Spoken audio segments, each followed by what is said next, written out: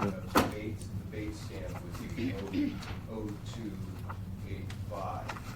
Our exhibit starts at the bottom of that page, so there shouldn't be worries about that. But that's the place that Mr. Provost is concerned with. The whole, on the exhibit, the whole page 12 is blank, except for the questions like the rights. Because I have a copy of the exhibit. Well, it's not so much the exhibit, it's the audio. Well, the audio they're not playing. It's what was played in the. Was it already played in the? It was already They played. stopped and started though. Well, that on was a that different one. issue. That was in the last interview, and that's been fixed, at least in the transcript. We started the audio 11 minutes in, so I don't, you have to listen. I mean, I don't know if we should spend time on it right now, but Well, I just want to bring that up. It has to be addressed at some point here. It may have ended at what time did you say, Mr. Calhoun? we actually, my sticky note on the exhibit that was prepared by the defense, actually, Mr. Provost prepared the transcript, but my sticky note was my original sticky note, and it said start at 11. So 11 minutes into the recording, and that's why. Well, here's the problem. In my memo to Mr. Kalachek on September 5th, that could be a problem. I cite that in the redacted audio handed off yesterday afternoon, it begins at about 10:43, 10 minutes and 43, and ends at 12:01. So it could be between that timing just mentioned and between that and 12 minutes and 1 second. And, I mean, that audio has been entered into evidence, and it's just a matter of, it's at the beginning of it, and it wouldn't take much to double check and make sure that that's done.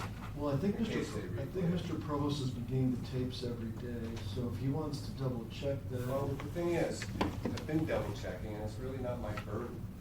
Well, it is, it's a redaction he wants to make, it's been played already, I really don't understand, I guess I don't understand what is. Okay, the exactly. particular- Just point to me which page it is on which interview. 11:30. Okay. Is it on page 5 of 155? Well, this is the thing. Or page 6? What, do you know what page it is? Well, I think on the redacted transcript, page 12, and it's got a bait stamp of 0285. Okay. And what I was communicating is that in the redacted audio that I received, I just say it begins at 10:43, 10 minutes 43 seconds, and ends at 12 minutes and 1 second. 12 minutes and 1 Well, And I'm looking at handwritten notes now, as well as I was reviewing this with Mr. Renfro.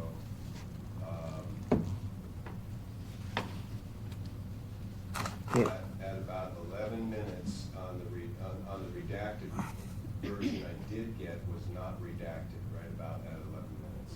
Judge, we are like way past those original redactions, we had discussions about redactions after the original redactions, so I think the best, if. Okay, but what you played in the courtroom, you started it in advance. Correct. And when did you start that? Do you remember? 11 minutes into the tape. Because it says in the actual transcript begins at the bottom of page 12. Right. And that- Where it says, Bradley, you remember all these rights that I read to you at the The only beginning? way to- That's in the The transcript. Madam Clerk got to play it back if we really want to know how it started, but my note says we started at 11 minutes and. Okay, 11 minutes in, I don't or, understand because we heard it. And, So what was said? I guess I still don't understand the defense's request. Is he saying? I just want to confirm that the audio that's going to the jury, that's. there is no audio going to the jury. All that's going is what was played in court. I mean, there's not an actual CD going to the jury. Right, there's no. The evidence has already been submitted as a playback. It's already part of the record. we're not submitting a CD, they're just gonna play back the audio, that was my That's what I'm understanding. talking about, the audio. Okay, but it's not, it's just, it's already recorded, I can't go back and undo the recording that has been put on the record. I mean, that would be, it's just, everything's recorded, so when we're on record, everything's recorded. It's pretty hard to go back and undo the bell that's already been recorded in the court system. Right. The transcript's a different story, if it's a mistake in the transcript, which is an evidence, we can take that out. No, I think that's been taken out. Okay, But- so, But it's when they do. so when they started it, you're claiming they started it before they should have, is that what you're saying? What was played to the jury on record in this courtroom came out, and I objected, but we had that discussion about the value or lack of value of the curative instruction. Right, I remember that. And then Okay. I asked the court to order it, to order that We audio. redacted the transcripts. That the audio played, that the audio. Well, I'll have to look at this before we close. I don't wanna look at it right now, but we can listen to it at some point, but you don't plan on, you're just gonna use the transcript today, right? Right. Judge, I Well, don't we're recall. done with 11:30. I don't recall that happening right at the beginning of our tape. I mean, this is not something. There was something that came in, I It was, remember he but it- stood up and he objected. But I it don't wasn't during the middle of the tape, at the beginning of the tape.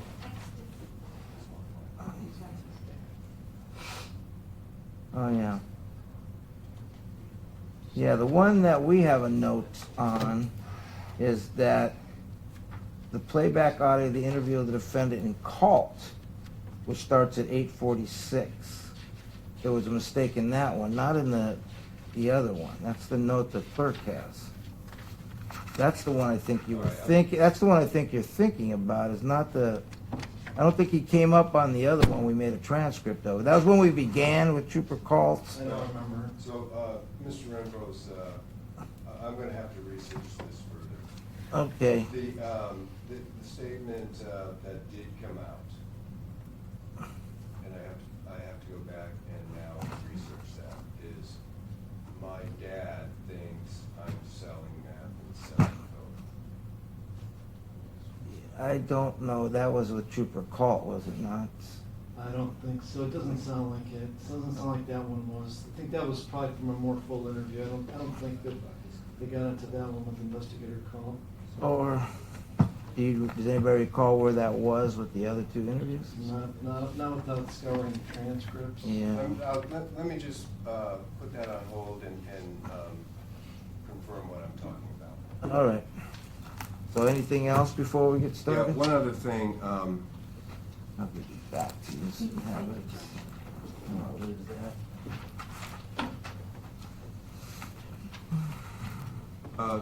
I'm requesting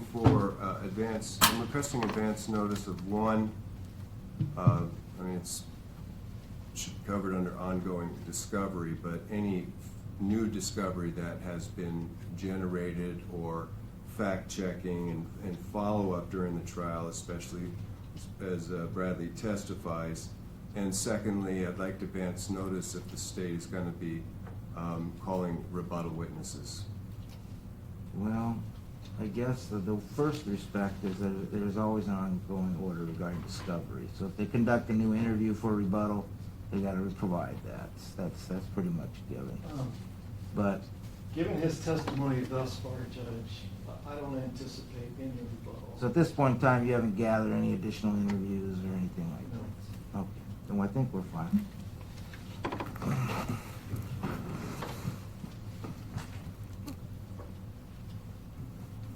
Okay, Mr. Renfro, you need to have a seat, sir. And we will bring up the jury.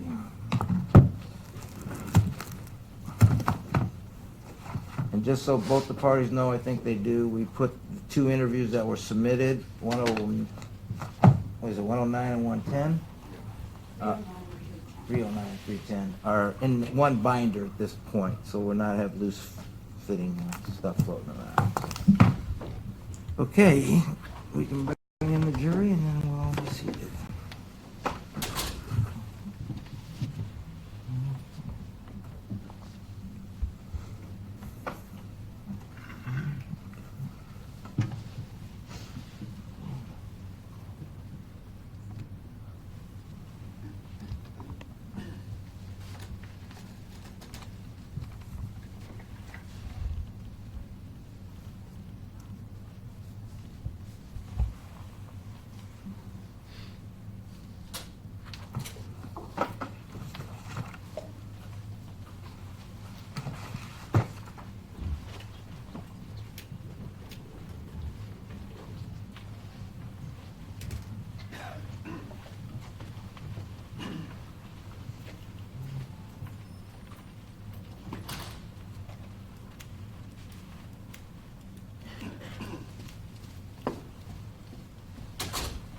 Okay, please be seated, everybody. We are currently on record. The defense can begin. And Mr. Renfro, you understand you are under oath. Yes, sir.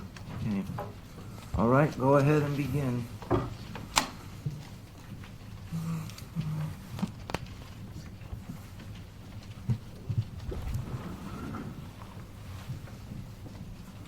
Just a roadmap of what we're doing today, Bradley. We are going to go through the December 6th, 2016 interview at the trooper post. And if we get through that, we're going to loop back to where we left off on your detailed narrative of what took place, what really took place on November 13th. We left off at the trailer. We'll loop back to that once we get through your statements and on 12/6. Okay? All right.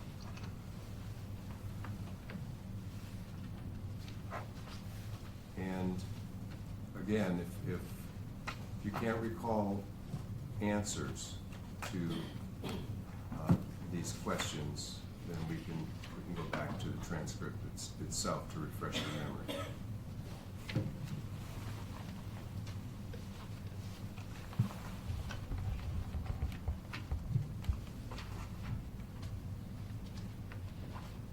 So,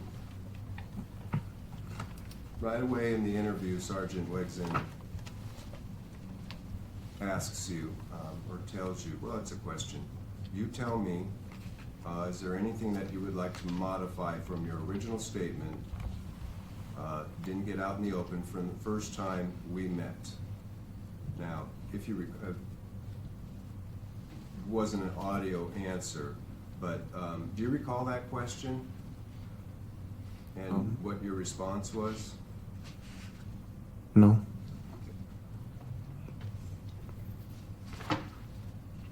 Shaking of the head, we don't know what that means.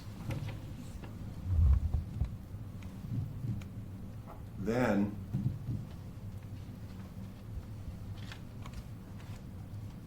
there's the issue of the hotel again now comes up early in this interview. Sergeant Wegson, I mean, crap, you were at the hotel with Dom the other day, so I'll go back to it again. You know what I mean? You want to, do you have anything else you want to modify from your original statement?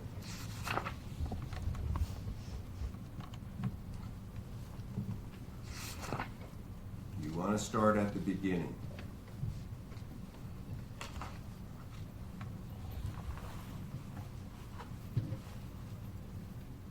If you are asking him a question directly from the transcript, please refer to the page, though. So I I'm on page 3. okay, so everybody can follow.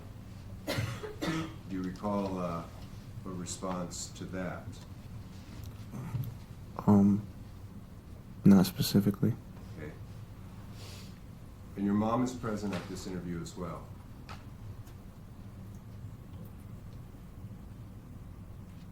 I'm sorry, that was not Trooper Wegson, that was your mother. Do you want to start at the beginning?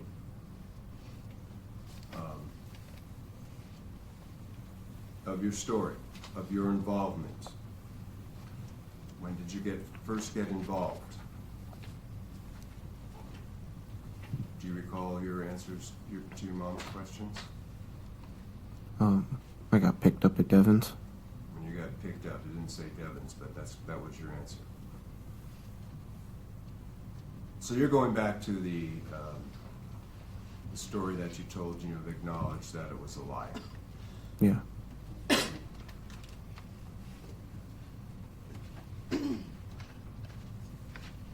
All right. So, in fact, that's exactly what Sergeant Wegson confronted you about, is not lying about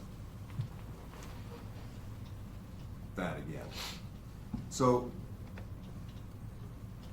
Sergeant Wegson goes on to say, so Mom asked a very, very, very good question, like, why don't you start at the beginning of your involvement, and you're trying to start in the middle, and we're not gonna be okay with that. So just take it from the beginning. Do you recall your response? No. All right, I'm gonna have to, this is on page 4 you're on.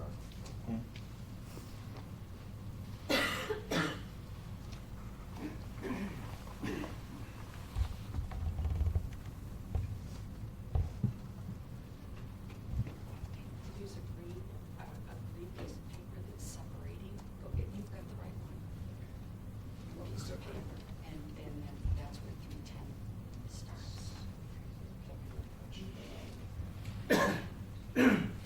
leave it in the binder. Right.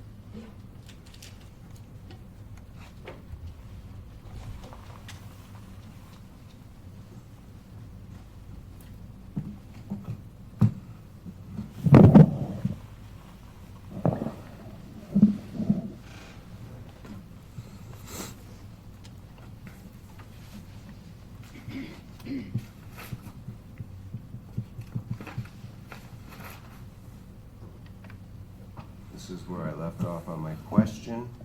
So just start from the beginning.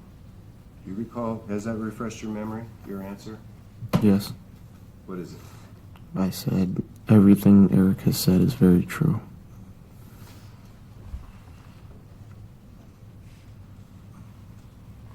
And although it's not a complete question, Sergeant Wegson, what do you think is, and then you interrupt him, or we're talking over each other. I said everything has said is true. So you say that twice. And Sergeant Wegson continues to press. Okay, I don't know what Eric said. Now, I know what Eric, I don't know what Eric said. Now, I know what Eric said because I was sitting in his chair when he said it. Do you recall your answer to that? I said, yeah, the Facebook story.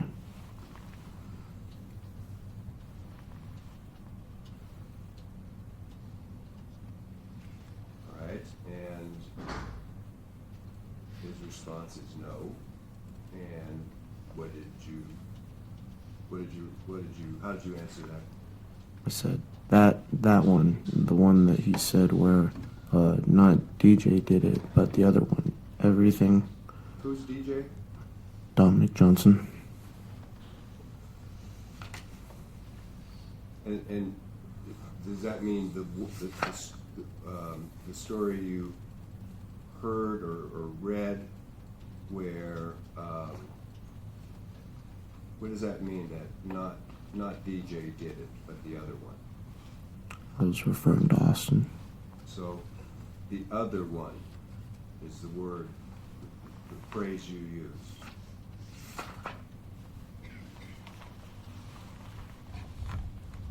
Why didn't you just name Austin Barrett as the other one? I didn't want to say his name. Well, we can see that, but you do say the other one, but why not just say Austin Barrett? Is Austin Barrett the other one? Yes. Okay, and what was, if you can remember back 3 years ago when you were 16, you say the other one, why didn't you at that time, think back, why didn't you just name him at that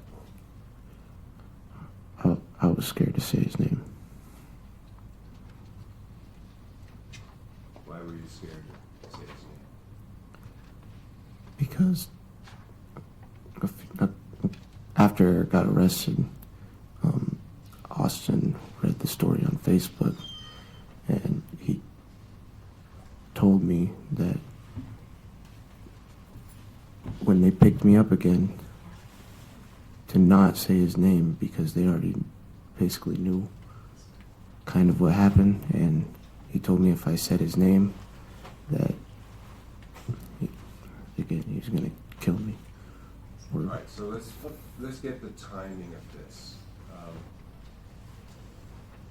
This is December 6th, 2016. Yeah. And are you saying that you had contact with Austin Barrett just before this interview? Yeah, I talked to him the 4th or the 5th. I don't remember exactly which day. And how did the subject, and what was the, do you know what the source of, when you say the Facebook story, did you personally read this story, or was it brought to your attention by the other one? I read it on Facebook. Before you were approached by Austin Barrett? Yes. Where did this take place where he made this statement to you?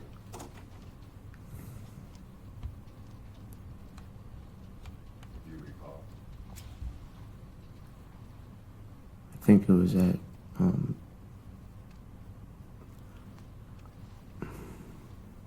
you don't recall, but take a moment and really think hard. Try to put yourself back in that place at that time where he made this threat to you again, or he made this threat to you.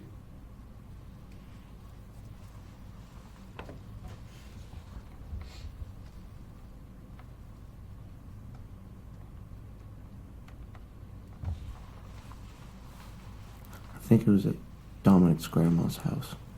She has a camper outside of her house. Are you able to visualize that right now? Yeah. When you say I think? Okay. So this is December 6th, and 4 days earlier, we've heard the testimony about the contact at the hotel. Yes. Was it in between the December 2nd and in those 4 days, or Yes. do you have any idea of when that Facebook story came out? Objection, speculation. Well, if he knows, he Yeah. knows. If he doesn't, He can say when he read it or saw it, but he can't say when it That's came right. out, quote unquote. do you remember when you first read it? I think the 3rd. I think it was somewhere after the 2nd, but certainly before the 6th, this interview. Yes.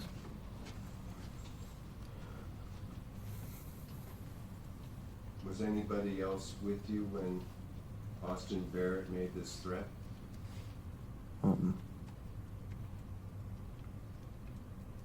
It was me, Dominic, and Austin. We were staying at his grandma's house, but she has a camper outside there. She didn't want everybody in the house, so she let us stay in the camper. All right, so this is after you walked out of the hotel. You were intercepted by troopers, right? Is that what you're saying? Yeah. And so that is where you went to stay after, and then you were, you walked away from the station. You testified about how you ended up at Eric's house Yes. when he was being arrested on the evening of the 2nd. Yes. And so, are you saying that that's where you ended up going and staying? To the place to stay was Dominic Johnson's property? Yes. And what's his mother's name again? Misty. Misty Johnson. Okay. So you had permission to stay in this camper? Well, this is at Dominic's grandma's house. Oh, Dominic, different house. Yes. All right. You had permission from Dominic's grandmother? Yes. And that's the grandmother and mother you saw as you were walking out of the police station on November 30th? Yes. So that's where you were staying, and do you remember how many nights between then and the date of this interview, December 6th, that you were staying in that camper? I think it was it was that night. Just one night? Yeah. Okay. So it's Dominic, Austin, and you in the camper? Yes.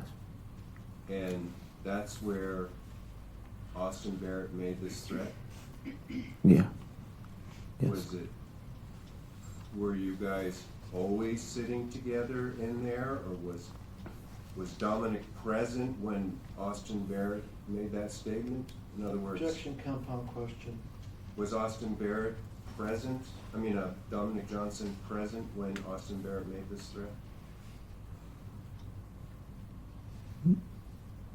Yes.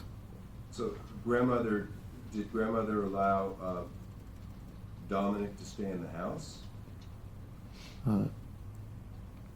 Yes, but he would be outside with us. Okay. Was it, do you know if that, so did Dominic hear this threat? Yes. Was it directed solely to you, or?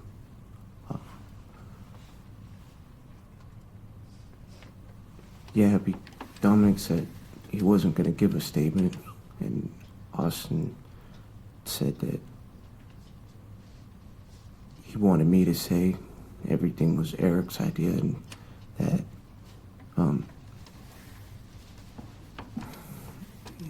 he told me pretty much what he said, to don't say anything about Dominic and make it just look like we were all scared of Eric. He said to not bring his name into it. All right, so on the timetable, when Dominic said he's not going to make a statement, I'm thinking of the timetable. Do you recall that now, especially from trial, that it was on December 2nd, after you were intercepted at the hotel, and you talked about being at the station, being put in this conference room where you fell asleep, and that Dominic was in a different room, right? You remember that testifying? Yes.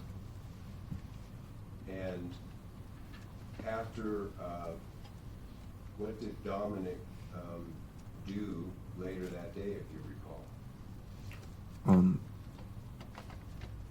He showed him where the body was. All right, so when he said, I'm not going to give a statement, did you know at that time that he had already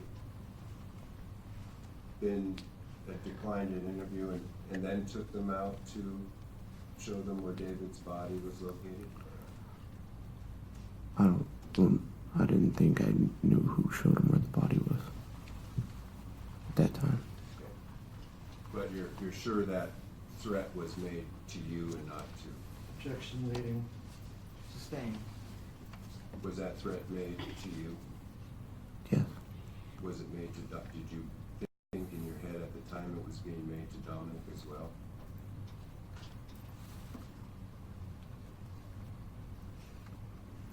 Looking back, I think it was made more generally to him, but he was specifically talking to me when he was saying the stuff. And you heard Dominic reassure him that he was not making a statement? Yes. Did you have personal knowledge one way or the other that whether he had made a statement or not? No.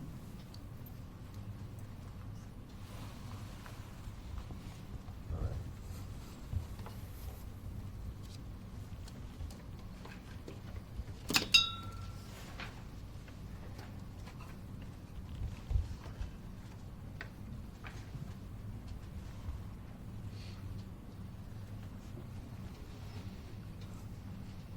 So Trooper Mixon is trying to be clear about this. He asked you, oh, so you're talking about the Facebook story about Eric, not Eric's. You're talking about the Facebook story about Eric, not Eric's Facebook story. Do you remember your answer? No. This is at the top of page 5.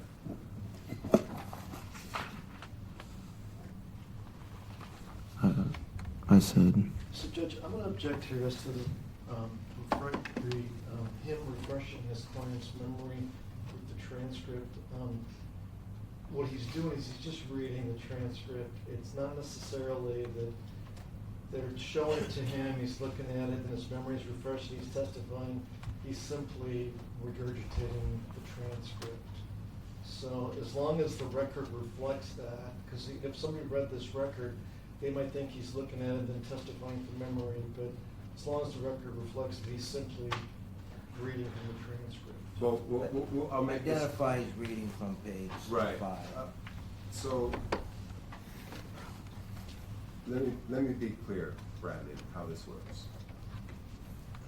If you don't remember something you said 3 years ago in these interviews, you can say so. If you remember, you just answer to the best of your recollection.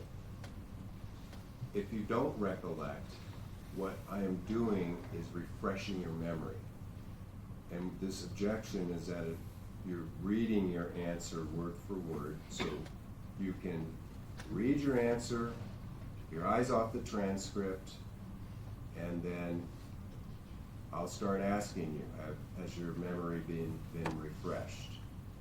And then if it has, if you don't remember actually making that statement and it's in a transcript, doesn't necessarily mean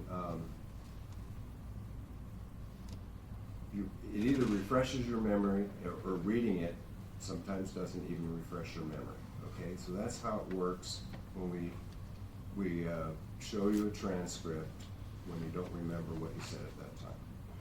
Well, Judge, my objection is, that's not really what's happening. What's happening is that the defense is just asking your client to reaffirm whether those statements were made.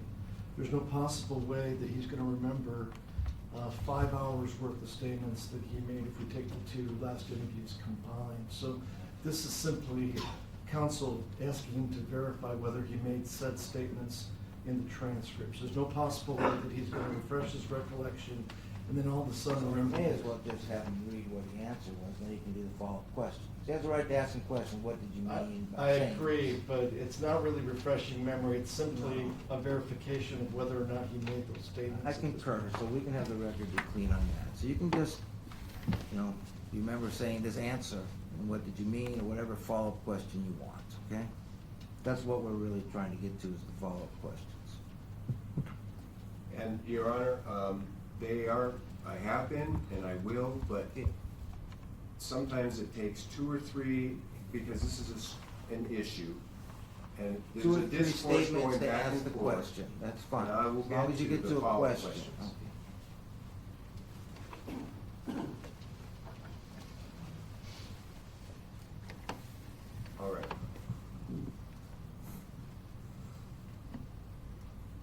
So far, look at me, it's okay.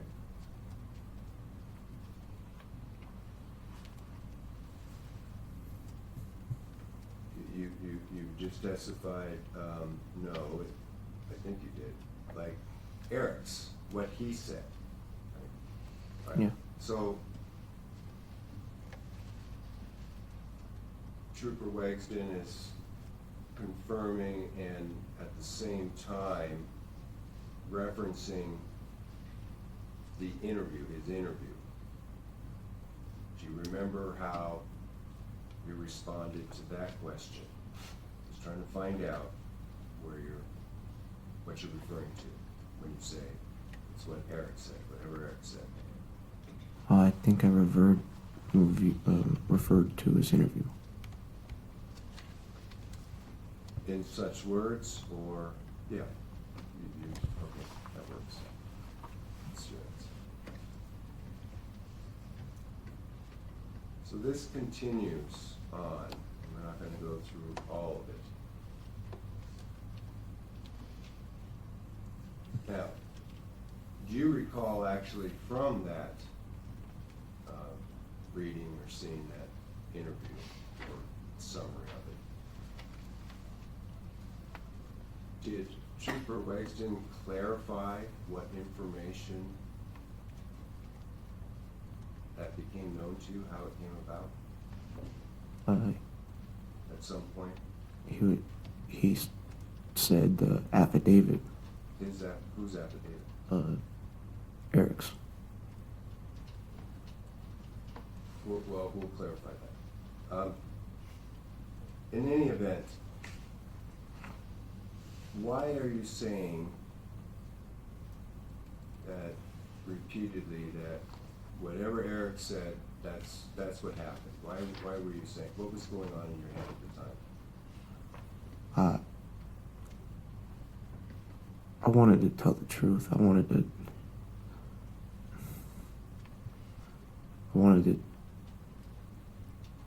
tell him what happened, but like the transcript, it doesn't reflect this, but there was pauses in between like what I was saying, and I was thinking about what was right, but I didn't. I started it, but I just couldn't bring myself to follow through with it. Well, how about, in your own words, the best you can remember this affidavit, what was essentially Eric saying? What is Eric saying? That Austin Barrett shot him, Dominic pistol whipped him, and it was just like a broad summary of what happened. It didn't really get into details too much, but they were clear enough for everybody to understand them. Is it possible that your recollection at this time is, that's what you recall, but is it possible that it's not accurate, that's not all that? You're saying that Eric claims that Dominic did the pistol whipping and that Austin did the shooting? Austin Barrett? Yeah, Eric gave two statements. I don't. All right, let's see if this becomes clear as we continue.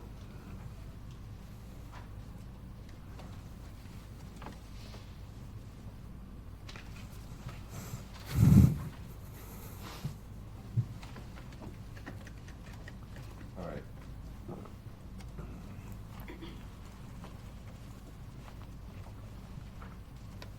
Switch to another topic, and a statement is made by Sergeant Webton to you that you are no longer a confidential informant. Can't use you. You lied to me. You're not trustworthy any longer.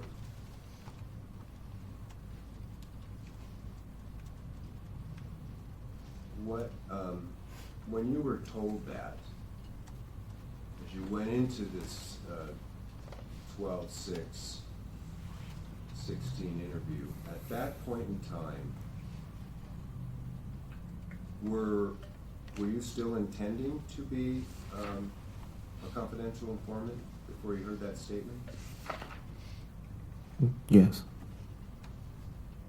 And what did you think, or how did that make you feel to be informed you're no longer a confidential informant?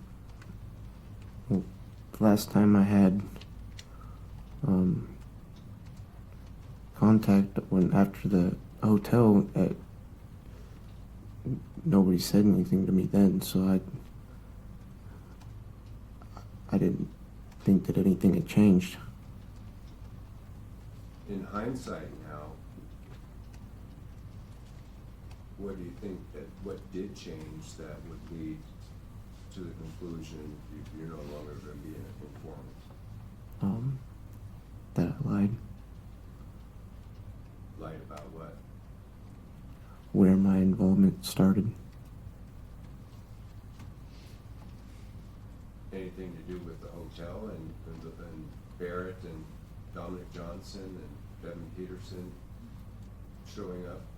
You never had anything to do with it? Nobody ever said anything to me. So how did that make you feel when you were told you were no longer, you were willing to be a confidential informant still? Objection, asked and answered. He already said he was. How did you feel about hearing those words, you're no longer a confidential informant?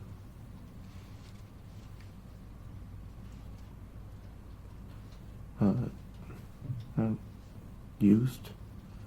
I don't know.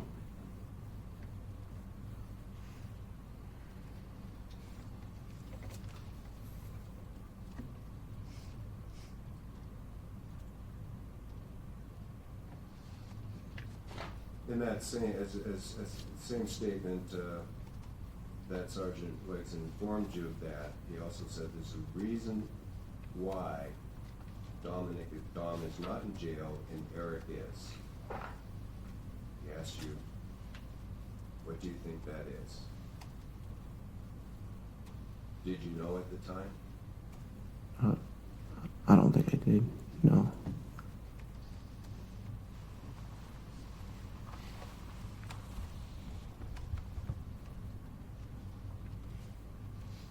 Bottom of page 6, he continues to inform you, because Dominic was cooperative with this investigation and Eric was not. Do you remember that? I mean, if you don't remember, it's been pointed out that these are some long sessions with interviews or interrogations. If you don't remember, it's okay to say so. But do you remember that? Do you actually remember that statement when he said because Dominic was cooperative and you were not? I mean, Eric was not. I remember it, but not completely.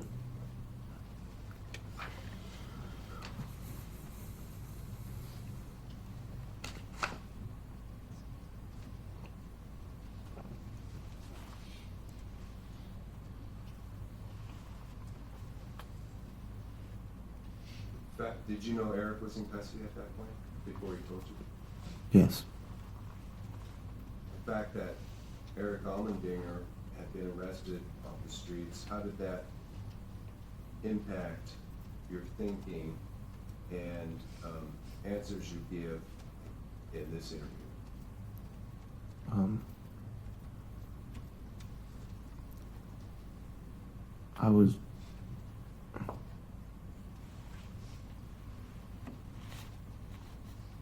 I was given these answers not because of Eric being arrested, but because Austin wanted me to say it.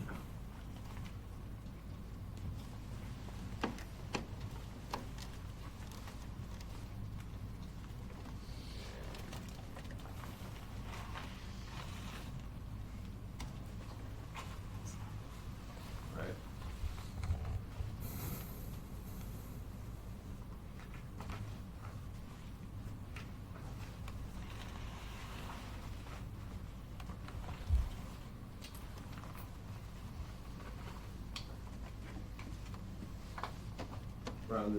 At the same time in this interview, your mom was there, and do you recall what she was also asking along the same lines with Sergeant Renfro? No. So your mother, this is with respect to your repeated statements that everything Eric said was true. Your mother, how do you know this? Do you remember your answer? No.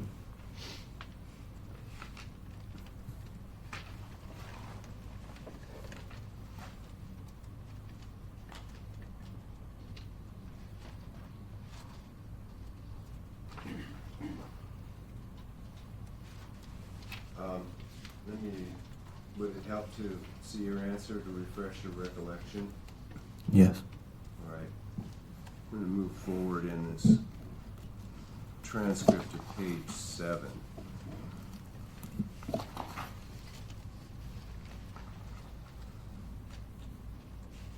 it's down towards the end here. If you could read that, and then I'll ask you a question. I said, he held me in. No, go ahead. You've read it, Yeah. right? Does that refresh your recollection? Yes. Okay, I suppose I've heard both. Go ahead and read your exact answer, but what did you say now in response to your mom's? I said that he held me and Dominic at gunpoint while I was threatening. Well, who was? Eric was holding me and Dominic at gunpoint while he was threatening David.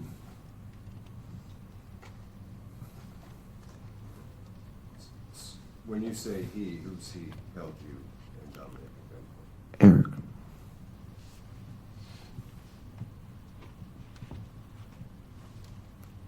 And that, you're saying that that was in the affidavit that you read? No.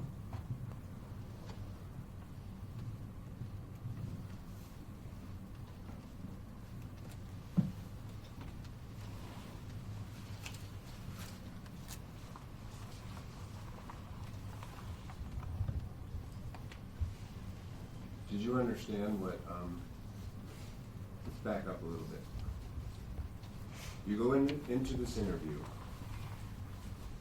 and you repeatedly talk about whatever Eric said is true. What did Eric say? Objection to repeatedly, only twice in the first 2 pages of the interview. Before he started going into All Eric right. did it. Can I point out that it's not only just twice? Can I refer to this record and point out? That's fine. All right. I'll just go through my notes. No, don't touch it, please. On page 4.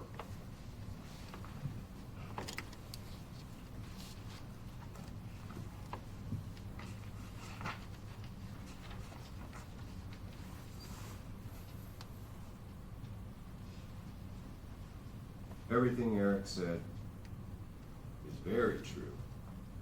Everything Eric has said is true.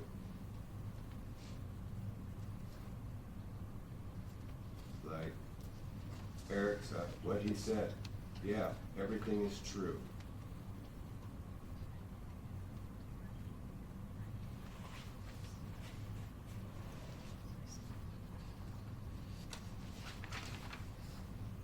And that's after it was already, the interview had already begun. So there's a number of times he's repeatedly referred to Eric, whatever Eric said in that story is true. Well, it should be done in a question-answer format during the examination of Mr. Provost providing testimony to the jury. The jury will already have the transcript.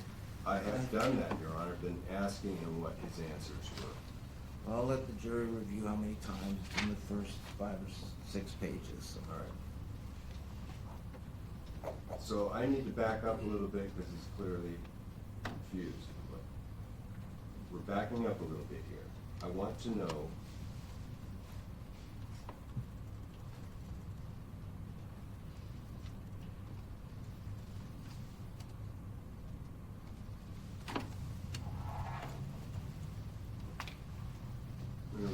okay, so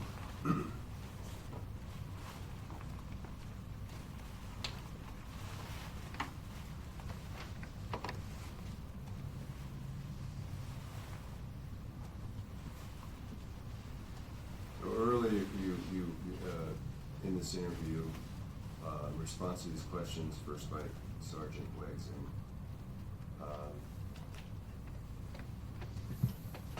same theme. Everything Eric has said is true.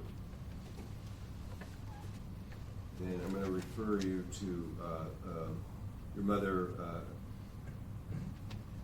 followed up with that question, that answer you had. Did what? What? So do you remember when your mom pressed you about everything Eric has said is true? Do you remember her pressing you about that? No. Let's back up 2 pages to page 5.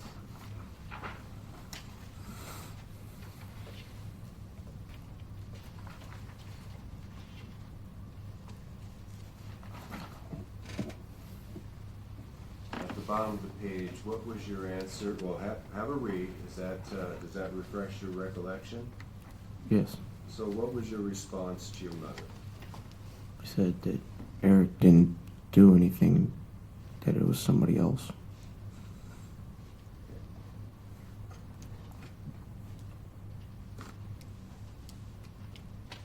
Eric didn't do anything, it was somebody else. So who was somebody else? Dominic and Austin.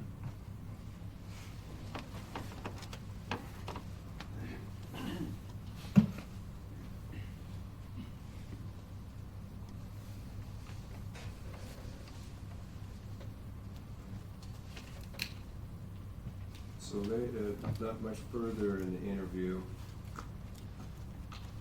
Back to that question about your mom's questions. What do you know? How do you know this?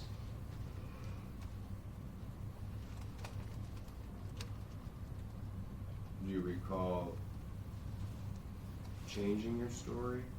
That it was all Eric's? Yeah.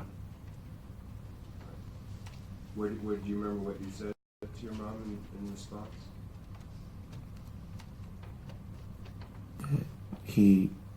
Eric, held me and Dominic at gunpoint while he threatened David. The he's, please use names.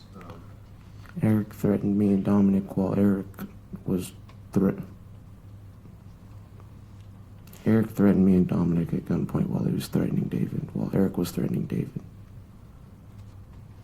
Right, you just testified, Bradley.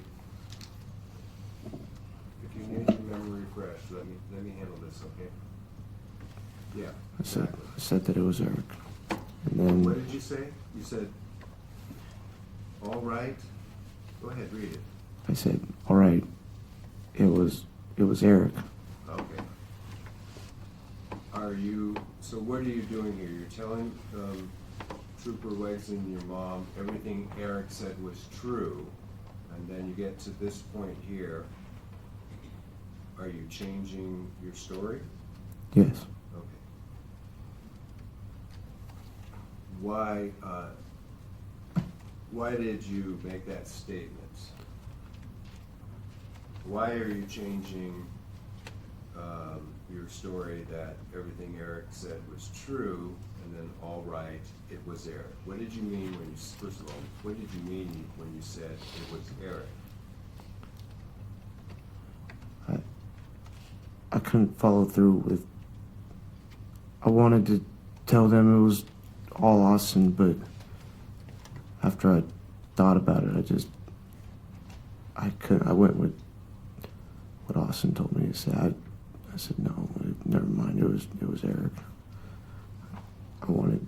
And that's when you testified that when you said he held me and Dominic at gunpoint while he's threatening the other kid, David. Is that consistent with what you just said? All right, it was Eric? Yeah. Or is that, so what did you mean by he, Eric held you and Dominic at gunpoint? Yes. Got it. Maybe I'm the one that was confused.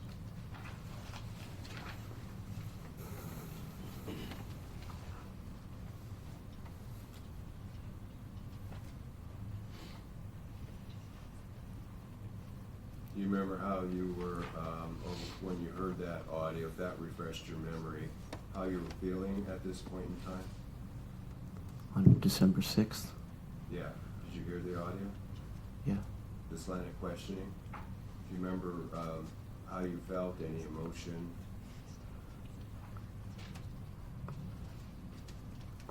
When I was. No, just think back. Don't refer to this. Do you remember what you were feeling at this time when it's all Eric and now whatever Eric said, and now you're saying it was Eric that was actually... Yeah, at that point, I just got cold feet. I was too scared to continue with saying it was Austin, so I said, no, it was Eric. I didn't want to continue saying it was Austin. You don't remember breaking down crying? You remember? If you don't remember... I don't remember specifically. I know I cried a couple times. I don't remember when.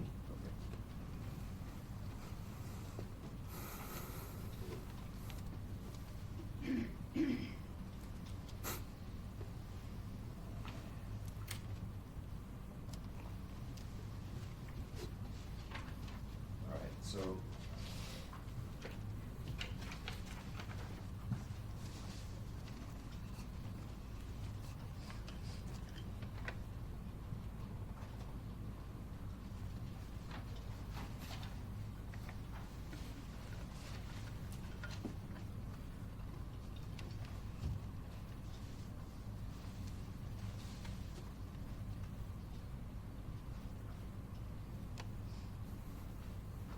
So Trooper Wegson, there's a number of paragraphs, and if the state wants me to read all of it, I will. But otherwise, I'll just get to the last paragraph, as Trooper Wegson is trying to encourage you to come clean. Now, it can happen, probably, you can tell me the whole story, start to finish, with all the detail I need in 5 minutes. Remember that? Yes. We've Yes. already been here 11 minutes, so you could literally be gone in the next 10 minutes if we're able to get that out of you. And that it's a believable story, and you're not minimizing or anything else. Do you recall that? Yes. All right. So after a series of encouragements, did you begin to tell the story? Yes. To the best, did you recollect what that story, the start of that story? Because it's an exchange back and forth, of course. Do you remember what the start of the story was? That we were in the camper. Who's we? Me, Dominic, David, and Eric. Okay. And then you're in the camper, just you, Dominic, Eric, and David Grunwald. Somebody at the time, was there somebody else also there? Yes. Who's that? Austin. So here you are, starting to tell the story, and you just put yourself and Eric and Dominic and David Grunwald in the camper. Yes. Is that the first time you've acknowledged being in the camper? Yes. Why did you leave Austin Barrett out? I didn't want to say his name Why is that? because he told me not to. I was scared.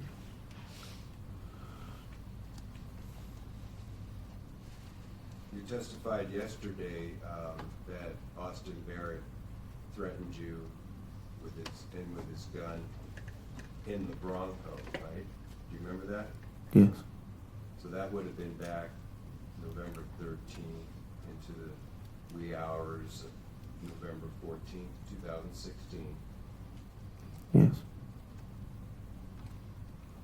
And if you testified earlier, he's made that same threat again just a few days before this interview.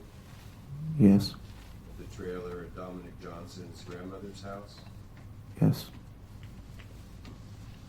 Were there any other times between the first threat and this second threat, approximately 2 weeks later, where you felt either from the circumstances or from his direct words, where you threatened in between that period of time, those 2 weeks, right, Austin Barrett? From the 13th to the 6th. From the 13th until This interview. would you testify that at Dominic Johnson's trailer, grandmother's trailer, which you stated was December 3rd. So, do you When remember any threats in between that period of time, or if not verbal, in other ways?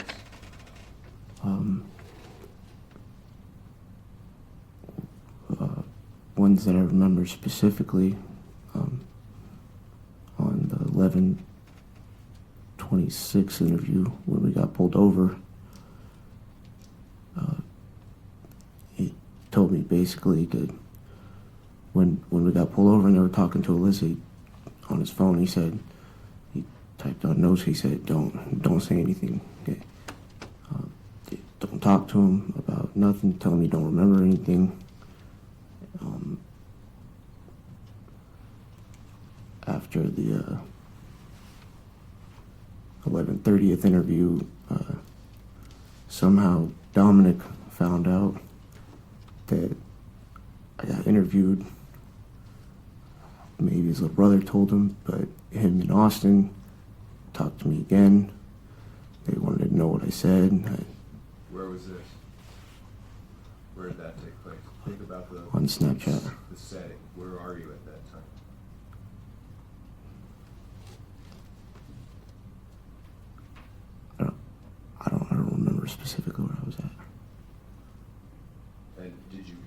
or did you see it? You mentioned something about Snapchat. It was on Snapchat. When I got my phone and back from Trooper Wegerson, when I got my phone back, after I put the SIM card in, I downloaded Snapchat after I got it back because he wanted to run a test on it, and I let him do that. And after that, I downloaded Snapchat, and it was there. Dominic said, "Did the cops just pick you up from my house?" I said, "Yes." And I basically made I don't remember what I said, but I made up a story like they wanted to talk to me about something. And for then, they were content with that. As far as you know, they were content with that. Right after we got picked up at the hotel, once we all left, Austin, when I told him, yeah, I didn't tell him nothing. I've been waiting to get released this whole time. He believed that. And after Eric got arrested, when we were at Dominic's grandma's house, he made it very clear that I was gonna have to make up basically this whole story about saying Eric was there and not to say anything about him. That's when he...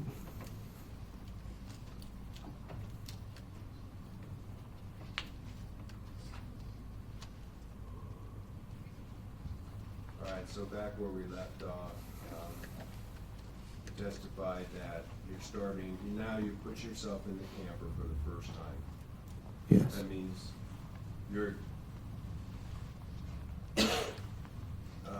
it's no longer, I just got picked up at Devon's in the Bronco, went joyriding and burned it. You're putting yourself at the crime scene. Yes.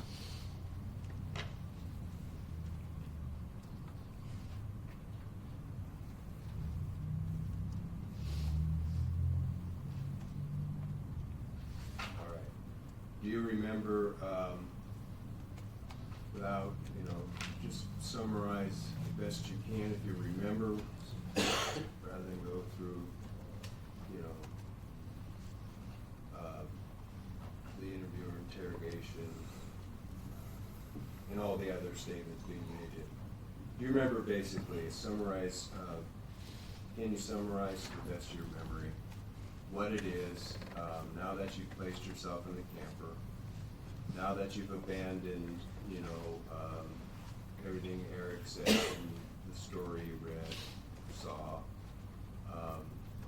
summarize, and then you're saying it was really Eric that did it. By the way, is that true? No. That was a lie. Yes. Right. So,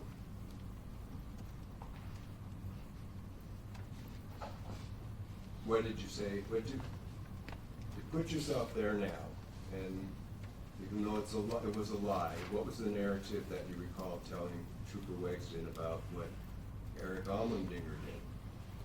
That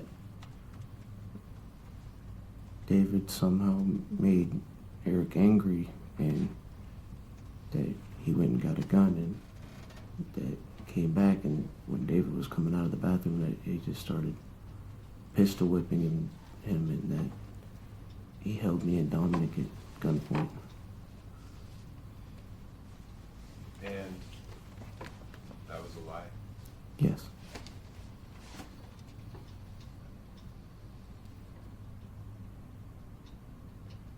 Now, I'm asking you, these are just snapshots right now of the narrative that you took this stand to tell the whole story truthfully. So, what, Objection is to commentary on why the defendant took the stand. That's what the jury decided. I'm laying a foundation because we're not going to do that detailed narrative, but I do want to pick out I don't think that's fine. I think it's about he's taking the stand, to be honest, and he's under oath, so I think Right. just leave it at that. So. Who was, if it wasn't Eric that was the angry one. Who was the angry one when it came to the pistol whipping of David? Dominic.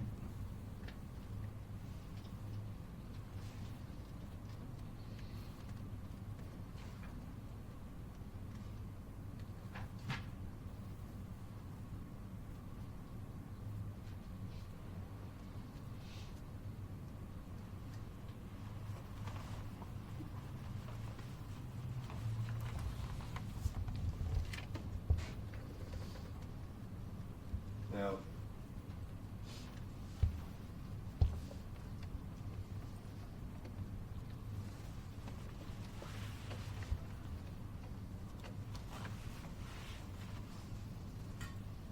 even though you're saying today it was Dominic, that was the angry one, can you, if you recall the details, do you recall the narrative that, or the story that you were telling Trooper Wegsman, in as much detail as you can remember, what it is that Eric, that Eric got angry supposedly because of things David was saying, David Grunwald, and then, pistol whipped him,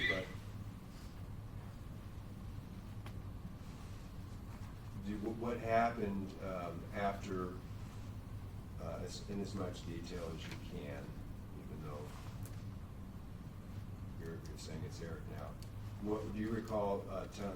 Continue with that narrative after Eric got angry and started pistol whipping David. What happened next? In that narrative. So after Eric got done pistol whipping him, that he told me and Dominic to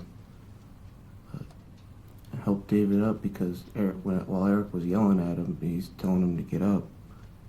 He didn't want to get up. So he asked us to... Asked you or told you?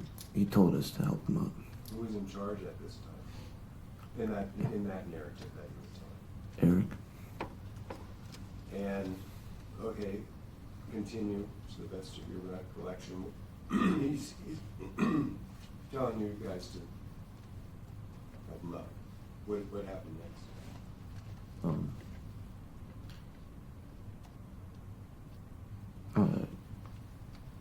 Basically that Eric told us we were going for a ride, and that he told us all to get into the truck and for everybody to turn their phones off. And Okay, slow down there. Do you recall any narrative more detailed about help him up, get him out of the trailer, and then how did David get into the Bronco? From that narrative that you were telling them. that I helped walk him over because he could mostly stand and stuff and walk by himself, but that he was still stumbling a little bit. So when he was getting into the trailer, he was having a hard time. So I kind of helped him into the truck. All right. Now that part here, you're talking about your role. Yeah. Is that the truth? Was that truthful in this narrative when you talked about your role? He was having a hard time getting in the truck, and I did give him assistance.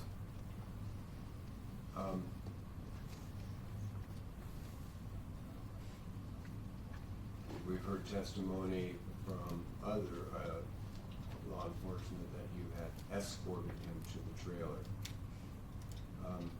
What was your motive, or what was your thinking, or feeling? What were you feeling when you decided to help David, even though he was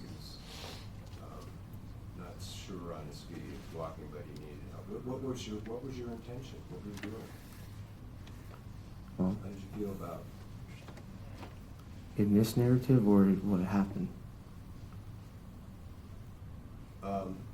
Well, you told what happened. You helped him in, but I'm asking you now, and you said that is the truth. Why did you help, or what was motivating you to be involved at all at that point? They were like getting mad that he wasn't moving fast enough, or for whatever reason they were so angry. So he was having a hard time getting inside. You know, Did you say anything to him, do you recall, to David at the time? Were, I think I said I was like, I don't remember what I said exactly. what about physical contact with David? You don't recall saying anything, what was the nature of your physical contact with him? He was kind of stumbling, so I put my You arm. want to demonstrate? Just demonstrate on me. I'm stumbling, I'm having a problem. Like this, if he's like Behind his back like this? kind of holding him up. Were you roughing him up? No. Were you gentle? Yeah.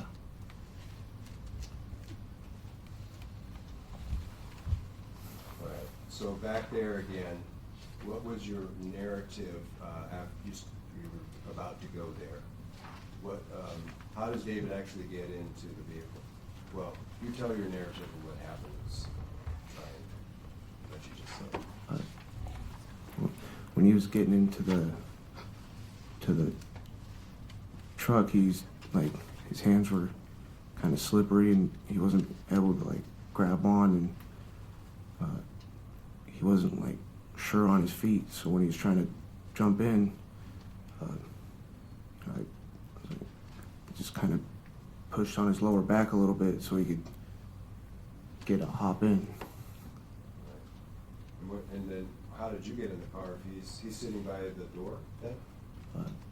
We got in through the passenger side, so he crawled all the way to the driver's side.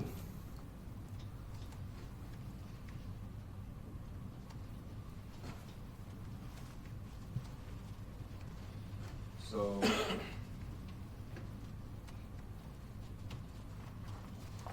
in visualizing this, when you walk out of the trailer, how far is the Bronco?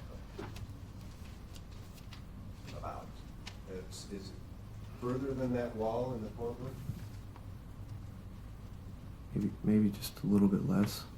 Okay, and could you see it? You had to walk. So the camper's right here, and there's a garage right here, and his truck was on the other side of the So could you garage. see the Bronco, or could you walk by the garage? After you walked around the garage, yeah. Right. When you're approaching the Bronco, was the front of the car, is that the part what part of the car, as far as the front or the back, were you approaching as you approached the Bronco? So when we walk, so if you're looking at it, the left side, the passenger side, The front or the back of the car? the front. Okay, so the first rear door to the back seat, you're saying is now the passenger side rear seat? Is that what you said? There's only two doors. The Okay. seat, Two-door Bronco. yeah, the seat slides forward. Oh, so how does that work? There's only two doors. It's not a four-door Bronco. No. How do you get into the back seat? When you open the door, there's a little handle underneath the seat, and when you pull it up, it slides forward, and Okay, the seat so you kind of, folds. if you're getting in, you have to step around it to get Yeah. to the back seat on the Yeah. two-door? Do you recall who actually opened the door? I think David did. David himself? Yeah.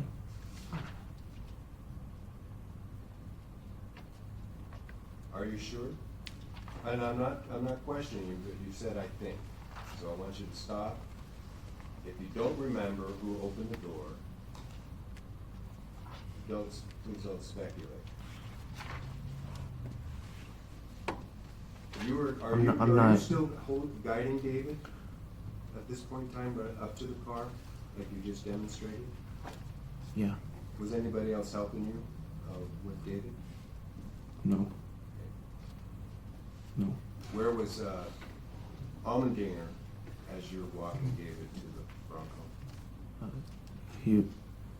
He was at the, in this narrative, he was in the back. He was standing at the very back. Like, so it was me and David, then All Dominic, right, so and then Eric. let me be clear. Whenever you're in this narrative, this is an opportunity to also get some of your, this is where we left off, some of your, that's why I'm asking you, is that true today? That's the only reason why I'm really walking you through this right now. So, I just want to be clear. You testified that you're helping David because he's not stable towards the Bronco, and it's at least as far as that wall, or maybe a little less or a little more, I don't know. Judge, objection, confusing for everybody in this courtroom.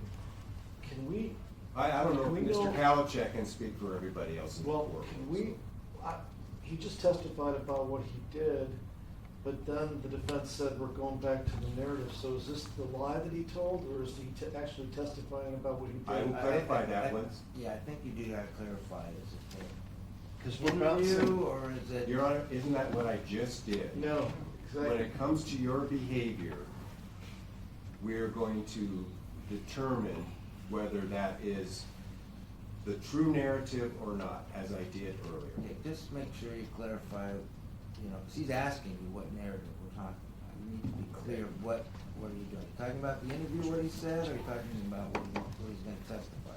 Right. When we're talking about, okay, so, there's two things going on, Your Honor. There is the narrative that he told Dan, that is partially true, as the history of all the interviews. And what I do is clarify whether it's the truth or not. I'm not sure what better approach I can take other than what I'm doing, but I'm open to guidance. I just think you just need to make sure he understands when he's asking you questions. Are you asking a question about his interview or not? All right. That's really it. So, we did seem confused, because narrative or what? And I'll be clear about that.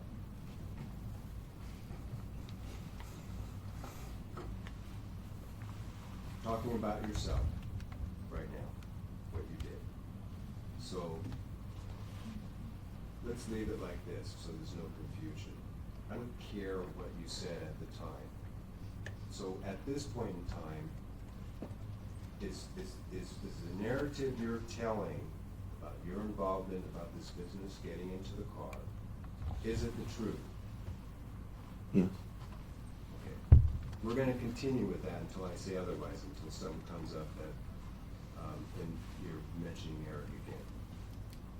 All right? Okay. All right. As you are proceeding towards the Bronco,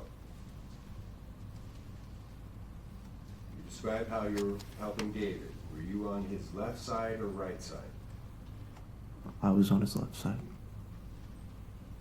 As you're walking towards the Bronco, visualize that point in time. Where is Eric? Is he closer to the vehicle or behind you? Who's in front? Me and David were at the front. And then do you know who was behind you? Dominic. With a single file or kind of a crowd, a group thing walking behind you? Do you remember? Yeah, it wasn't like single file, like a line, just Okay. kind of And walking. so you're saying Dominic was behind you, Yes. and you testified, I think, on your first day of testimony. Did you testify that it was Dominic that actually pistol whipped David Grunwald? Yes. All right, so Dominic's behind you, and anybody else walking towards the Bronco behind Dominic?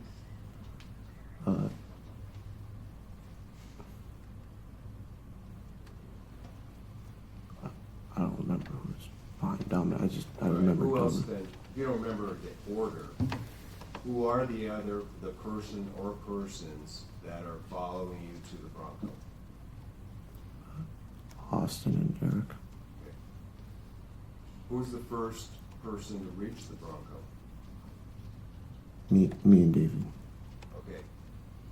Is the door closed on the Bronco? Yeah. Who reaches out and opens the handle? Only if you're sure. It could have been, did anybody else, as you got to the car, step up and open the door for you? First I thought it was David, but I'm not sure. I'm not completely sure.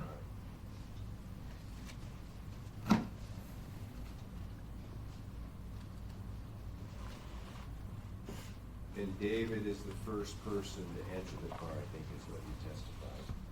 Yeah.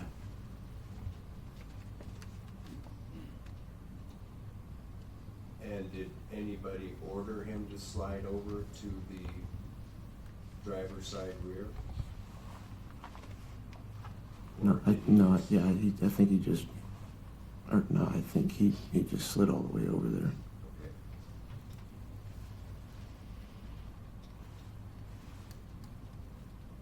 Do you recall, who's the second person that got into the Bronco? I don't remember if, because Dominic got in the driver's side, I don't remember if he got in. But I was either the second or third to get into the Bronco. Okay, and where did you seat yourself? I sat down in the middle, The middle of what? the back seat. And who was next to you? On my left was David, and then Did you choose that seat next to David, or were you told where to sit? Austin was behind me, and he told me to get in next into the middle seat. And then, And once you were all in the car, you testified David's in the back seat on the driver's side, right? yeah, You're in the middle. Where Dominic got into the driver's seat. Where's Austin and Eric sitting?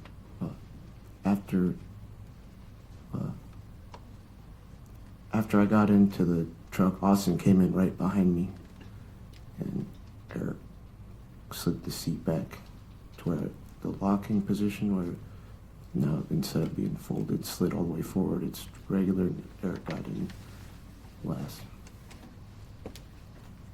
And so you're all sitting in the vehicle now. And did anybody have anything in their hands? Eric had his tablet in his hand. Dominic had the Ruger in his left hand, and David's keys in his right hand. And Austin had his the black gun in his hand. You know what kind of gun the black gun was? Not at the time. Have you discovered it during this trial? Yes. Have you seen that weapon passed around? Or Yes. is that the weapon? Yes. Is that best you know?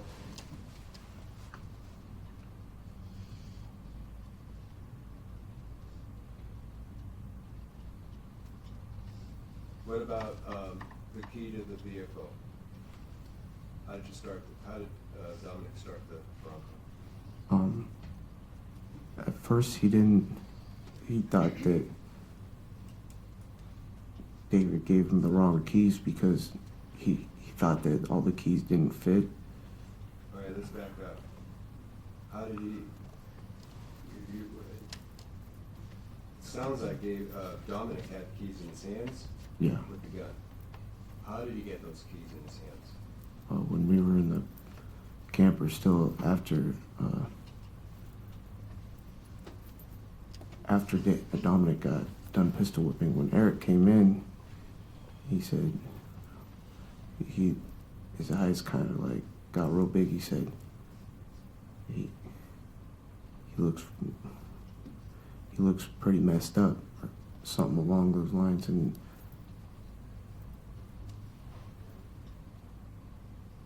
I don't remember, Dominic or Austin said, yeah, we gotta Objection if take it's him somewhere. speculation, if it was like Dominic or Austin Maybe be speculation. specific. I don't remember who said it, but somebody said, we gotta take him somewhere. And then, How did Dominic get the keys though? well, in replying to saying we gotta take him somewhere, he said, one of them said, we're going for a ride. And that's when Austin, or David, he's like, you guys want my keys? And he like, was kind of rifling through his pockets to get the keys. Where's David located at this point in time? He's still laying halfway in the bathroom. He's not standing. No. Okay, so go on. And he's like, you guys want my keys? Here are my keys. And he was rifling through his pockets, and he handed them to Dominic. And that's when he told me to get him up. And because Dominic told him to get up once, and he wasn't getting up, and he said, help get him up. That's when I walked over there, he's kind of holding his head, and I kind of like when I was helping him walk, I just reached under his shoulder a little bit, and I kind of helped him up.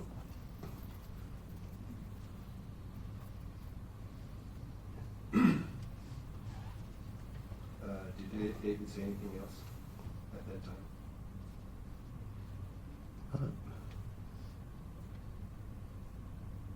No, he was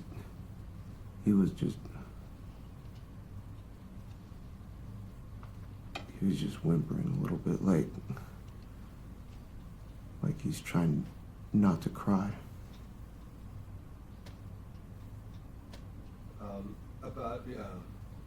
About how long do you think this whole thing lasted? This interaction when David's offering his keys.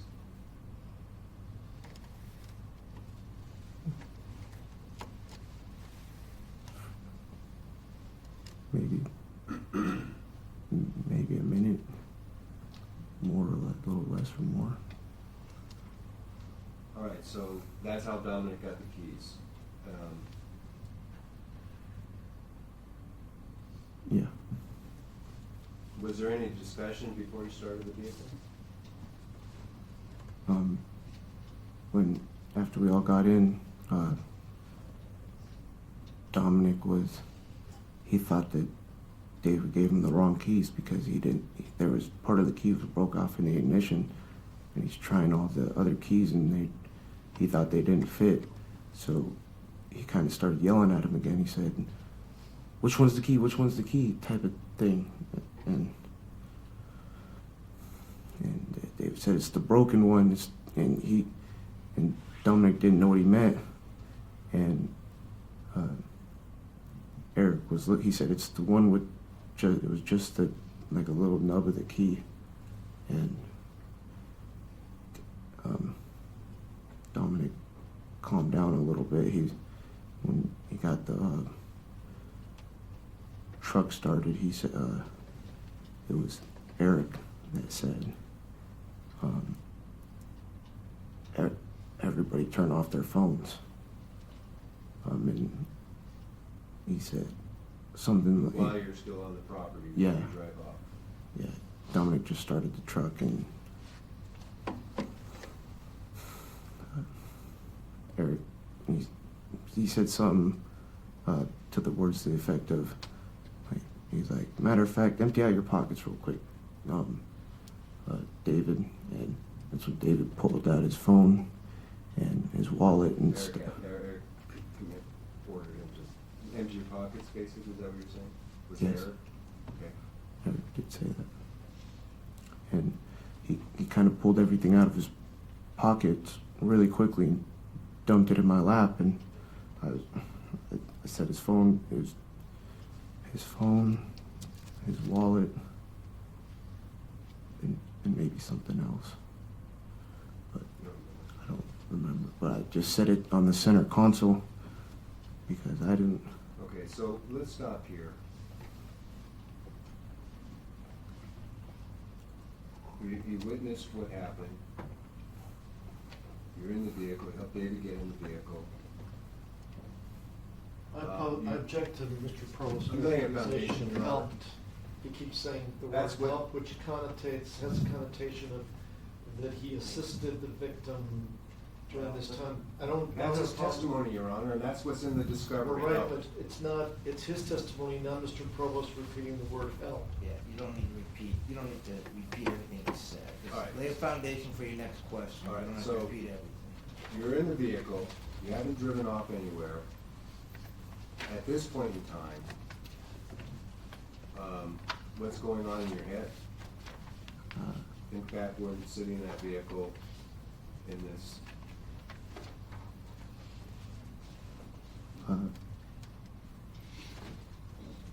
Because when, like I said earlier, I don't remember. I remember somebody saying, No, what were you thinking or feeling at this point in time about what's going on? that we were going to drop him off somewhere. No, about what happened so far. I was in disbelief that when I sat down next to him, I was just like, it was still registering that just actually happened. All right, hold it there.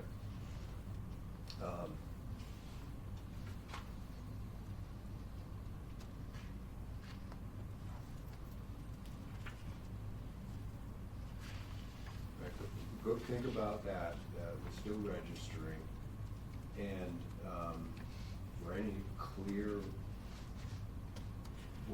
anything else going on in your mind? Did you question what we're doing, where we're going? Did you know where you're going When, not at specifically. that time? Only thing that I knew was when we were in the camper, somebody said we got to take him somewhere. I didn't. Did anything come to your mind when that was said, what that meant, or did you have, Just said he was gonna. Just said take him somewhere. I you didn't. didn't know where? Is that what you're saying? Yeah, not at that point. Did you ask where we're going at that point? No. So you're sitting in the car and you're trying to, you said you're just registering, and it just happened. Okay, take it from there. After I don't know who turned off David's phone, so it was Eric or Dominic. Somebody grabbed it, but Eric turned off his tablet. Did you have a phone? No. Thought Dominic turned off his phone, and Austin turned his phone off too. Yeah. And when we, Did David have a phone? yeah, when Eric told him to empty his pockets, David took out his wallet and his phone, put it in. And did he hand it to you, or did he pass it off to, He kind of just threw it in my lap. hey, what'd you do with I it? set it on the center console. Between Johnson and Yeah. Almendinger? Do you know, did it just sit there, everybody's turning off their phones, what happened with David's phone? One of them snatched it up and turned it off. I don't remember who. Oh. I don't remember who. You don't recall, if you think back, a hand coming from your right or from your left, you don't recall who snatched it up? No. And Did you see him turn it off, or did you see, Did you see anything else about David's phone after that? I mean, at that time, who had possession or whether it was turned off at that time? I don't remember. All right, so now you're still parked in the Almendinger property, and what happens next? Or are things being said still before you take off?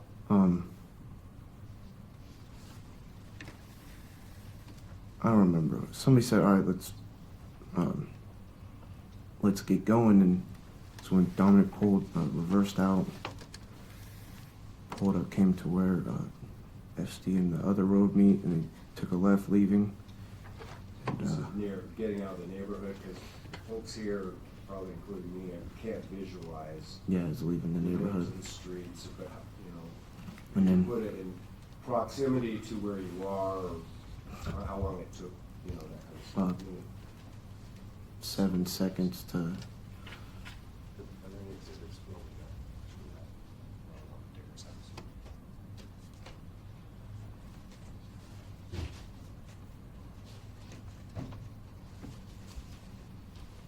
Are you gonna try to set up an exhibit with the No, I route? just, what, with the board, you mean?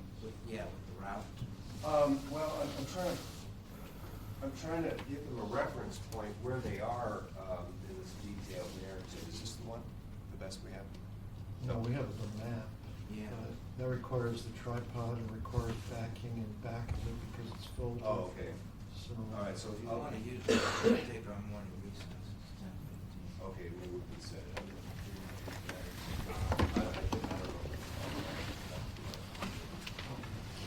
All right, let's go ahead and take our morning break, we'll be back in 15 minutes. Break.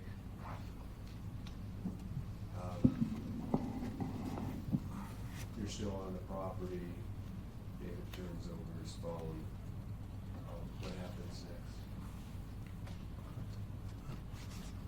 Well, go ahead first, narrate, tell us, and then I know when I'm lost, I'll tell you, point it out.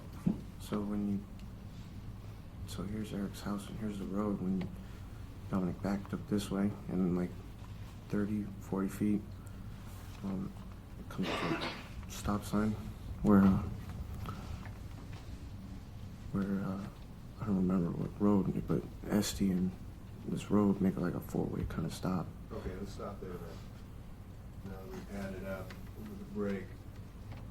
Can you use that pointer? Mr. Provost, you're gonna need a mic. Okay. Should I use a different mic or just pop it in and out? Is that hurt your Pop it in ears? and out. Okay.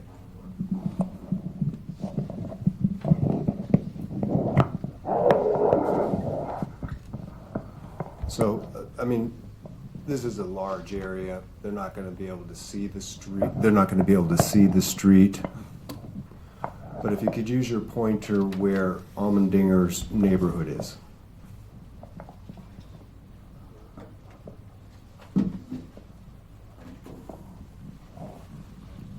Right in here? Okay. And just for a little bit more orientation,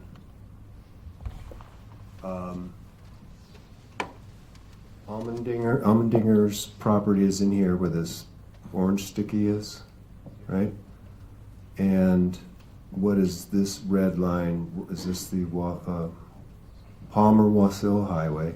So Wasilla is over here, right?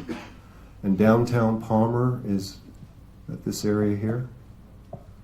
Okay. And so the highway, Almendinger's house, the highway, and what is this cross street here? Arctic? That where it goes over the Matanuska? And Sutton's up this way? Okay. All right. Go ahead and here, you hold this now. Well, as when we pulled out of Eric's right here, this road is called Helen Drive. When we drove down Helen, and the road that connects this road to the Palmer-Wasilla Highway, right here, it's a suburb, kind of, and the tsunami centers, like right up here where it connects. So while Dominic was driving from ST to Those Felton. details, just the general, the major roads, but just, and we're only gonna go a little ways till we get the mic next to your mouth. Yeah. Through from SD all the way to Felton. Nobody said anything, but when we turned on to Felton, Where's that? right, no, it's right up here. Okay. This road right here that connects to the Palmer-Wassail Highway. Close to the house. That's Still. yeah. Okay, go ahead. That's when David was saying he was asking kind of, he said, well, where are you guys going to take me? You know, where are we going to go? And he said, can you just drop me off at home? I won't say anything to anybody. And that's when Eric said, you're not going home. You're not going home tonight. And All right, hold on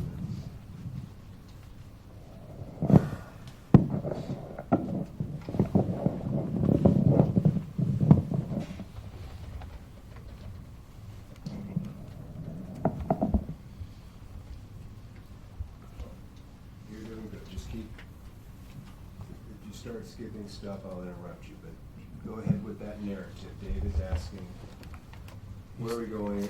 Drop me off, I won't say anything. Go ahead. and Austin was, You have to speak louder, Mr. Provost. I wish we could get you another mic. I'm wondering if we can get this one, so, how long that. Roberta, there's that one in the corner. There's still that one in the corner. Where would it work? I think this one, thank you, this one I think is long. Thank you. That works. Okay.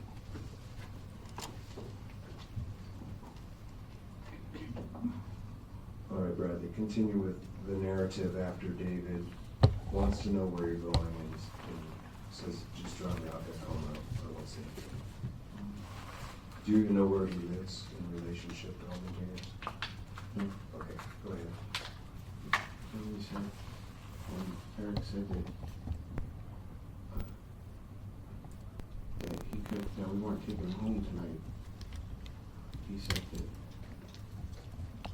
it was quiet for a second, and he's like, well, he knows too much. And Who said that? If you know, did you hear a voice or what person said he knows too much? Eric said that, and that was when, like, while we were parked at the road where it gets to the Tsunami Center, and I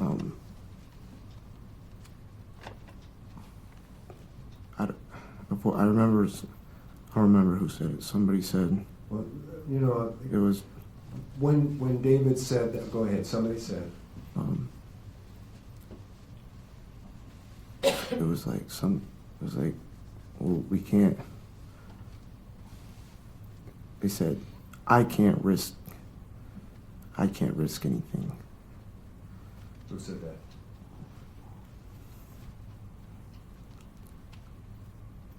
I don't remember.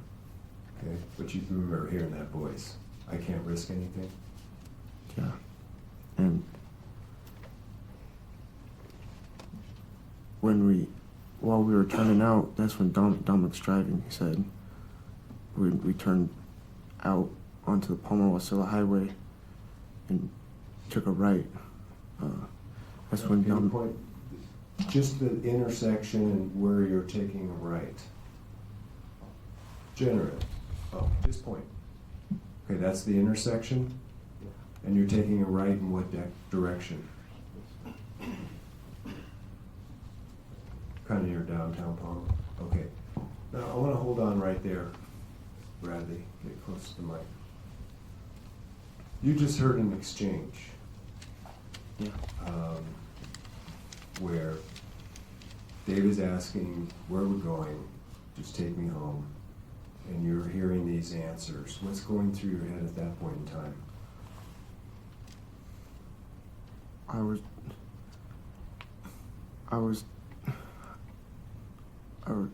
Because I thought we were just dropping them off somewhere, and when they started talking like that, I was just like,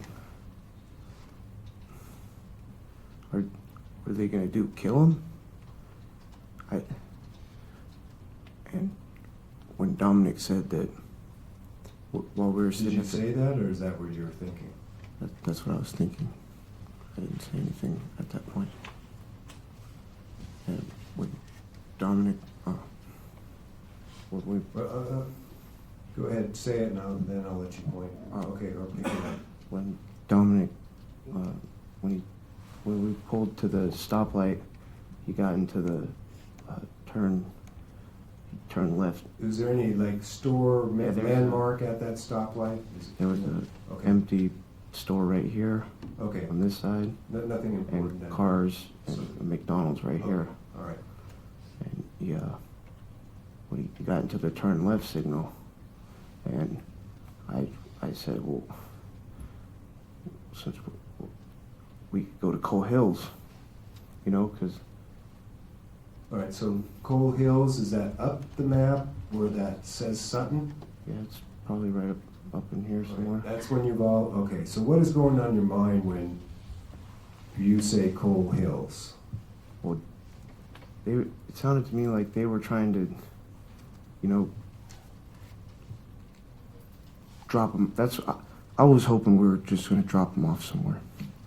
And when I said, well, we go to Coal Hills, that, I was thinking, well, they're on the weekends, kids usually go up there and do bonfires and music, and everybody drinks and smokes and stuff. So we could go up there. So they had already turned and they're heading up that road to that direction? Yeah, we're probably on the little stretch of highway from here to the stoplight. Okay. And so, it was, Right, you can turn around, get back to the mic. and Austin said that that was a stupid idea because there might be a lot of people up there, and that's why I wanted to go up there pretty much for that reason, but they shot that down, said it was a stupid idea. There's probably people up there. And that's when I was like, we're gonna drop them. That's when I started to realize, like, well, what are we gonna do? Drop them off in the middle of nowhere with no phone and no way Did you say to. that, or is that what you were thinking? That's when I started to piece it together. Like, what are we gonna do? And when we pulled up to that So, stoplight, when you say, what are we gonna do? Do you remember those exact words? I mean, would you have said, what are you gonna do, or what are we gonna do? Do you understand what I'm saying? if I would have said anything, Objection, speculation, either he knows he said it or he didn't, he was there. It's not like, well, if I was gonna say something, I would say this. That's not testimony, that's speculation. Rephrase the question. First of all, the what are we gonna do? Is this in your head, or are you voicing that to them? that was in my, I thought that. Okay, you didn't voice that? No. All right. All right, go ahead. And when they were like, I don't remember, not they, but somebody, motioned to Dominic to get into the turn. So, right, when we got to the stoplight right here, that's where the Fred Meyer's is, Yeah. right up here, or the Fred Meyer's gas station. And you started going up left this way? We didn't make it. When we got to the stoplights, that's when I was like, well, we gotta go Hills, because that's the way we were heading, you know, because they're trying to get, you know, somewhere that people know, and so maybe if we just dropped him off, he could still find somebody. But they were like, no, it's a stupid, they told me specific, Austin said, that's a stupid idea. Why would we go up there where there might be a party or something going on? And so I think it was,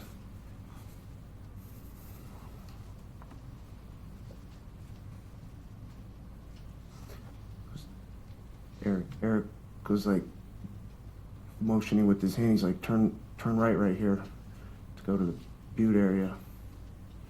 And right here at this little stoplight, Okay. that's where the Fred Meyer's gas station is. Okay. And which way did you turn? Turn right. Right, this way? Yeah, right here on this blue road right here. And, It's Arctic Avenue, I think. okay. And as you carry along there, there's a river? Yeah, This is a bridge? What river is this? The Matanuska River. All right, go ahead and put that down.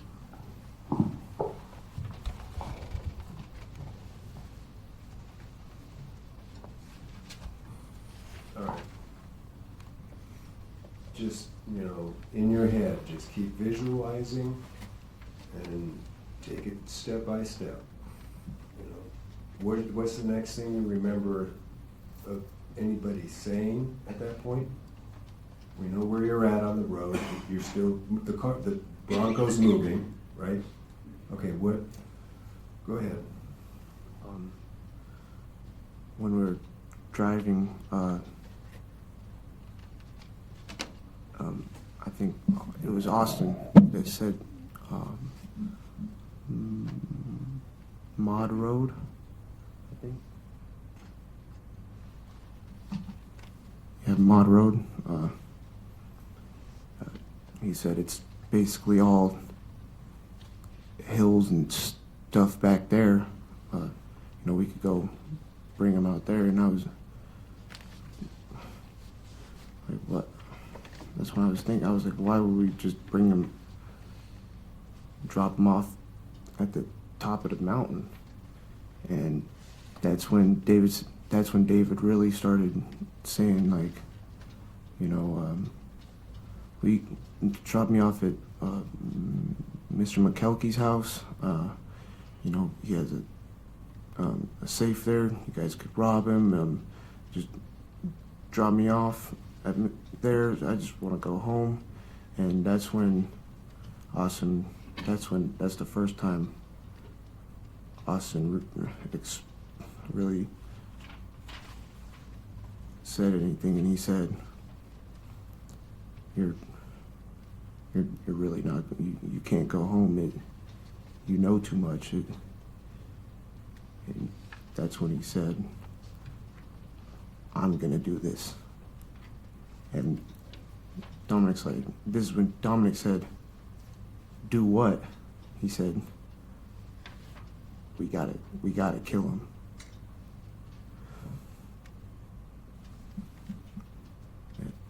This is, we're, Was David fully conscious throughout these, do you know if he was conscious at this time in hearing this? he was. Did you hear him say anything?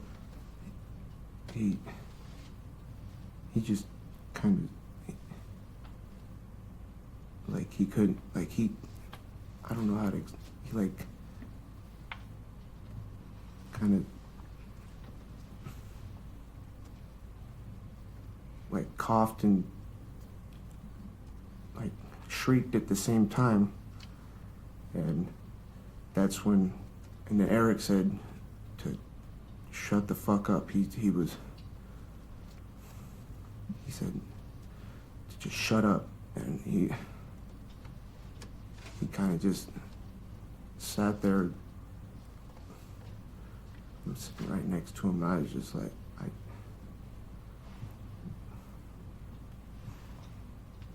I didn't know what he did to. I didn't understand how this was unraveling so fast. Like what? I don't even know what he did. Did you, so Eric's telling him to shut up.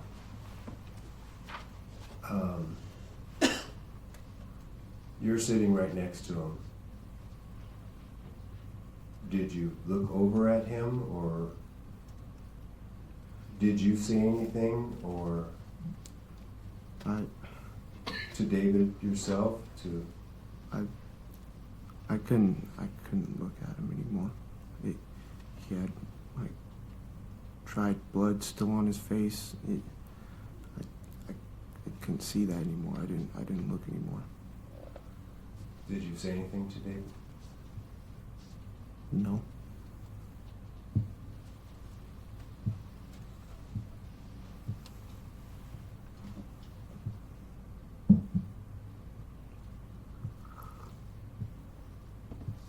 If you recall, was any of that exchange of words before you got to the bridge or after you got to the bridge on the Matanuska? That was You know, that's all right, just, you've shown it now, so No. just keep focused on, put yourself back there. that was before. That was like right after Maud Road. Before the road that goes to Jim Creek. All right. Is Is Jim Creek on the other side of the river? no, It was on the Palmer side of the river. the yeah, like on the Butte side still, instead of when you cross the bridge. And we're coming up on the turnoff. It's like there's the green store. There's a blinking. It was on the video that Wegerson, from Eric's house to where he was. There's the blinking light where people can go through, but then there's they have to stop to turn right and left. There's the green store, and right over here is the reindeer farm. And I said, well, we could go to Jim's Creek. I didn't want this to. I wanted to try and get him around. If we get to where people were, maybe they might, stop and get cold feet and drop them off, or because I know that I've been to Jim's Creek a number of times, and there's always people four-wheeling, dirt bikes. They have dune buggies and trucks that are just rally trucks where you could just. They got big mud tires and stuff, and go out there and ride, and everybody gets drunk. The trailhead, Trooper Wegerson said it's a really big parking lot, and there's always lots of cars in there. Every time I've ever been there, there's always lots of cars there, and trailers. That's where people leave their trailers. They pick all their machines off and go out into the woods and go riding. They're all, and so we go to Jim's Creek, and they said, and that's 'cause Eric mostly lived in Palmer area with his dad, and me, Dominic, and Eric, during the summer previously, we've rode four-wheelers and dirt bikes. We've all went out to Jim's Creek ourselves. So Eric was like, he said, well, we can't go there either, there's a lot of, there's, somebody might see the truck, might see us in it, we can't risk that. I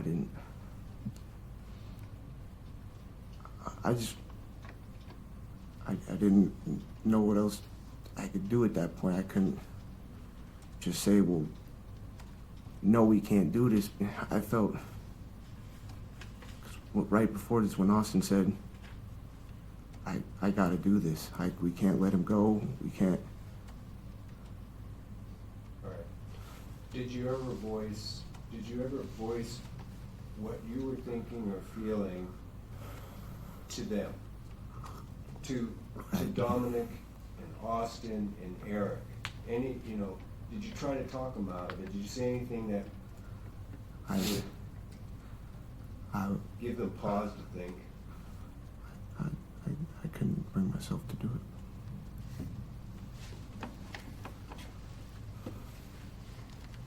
Did you think about,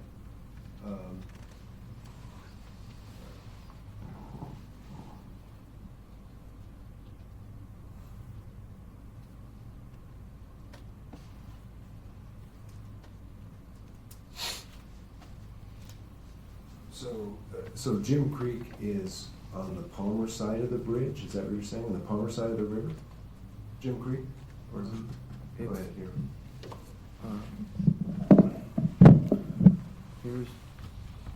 Here's the Old Glen Highway. Yeah. And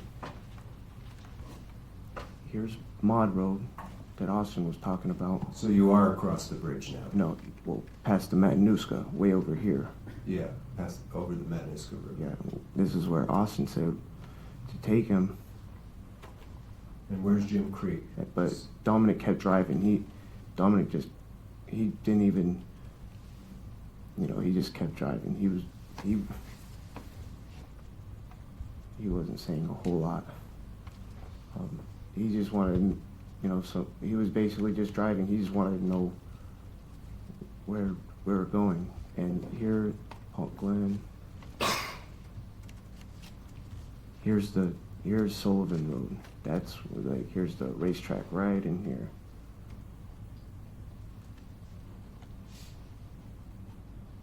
Here's the racetrack right Is that Jim Creek?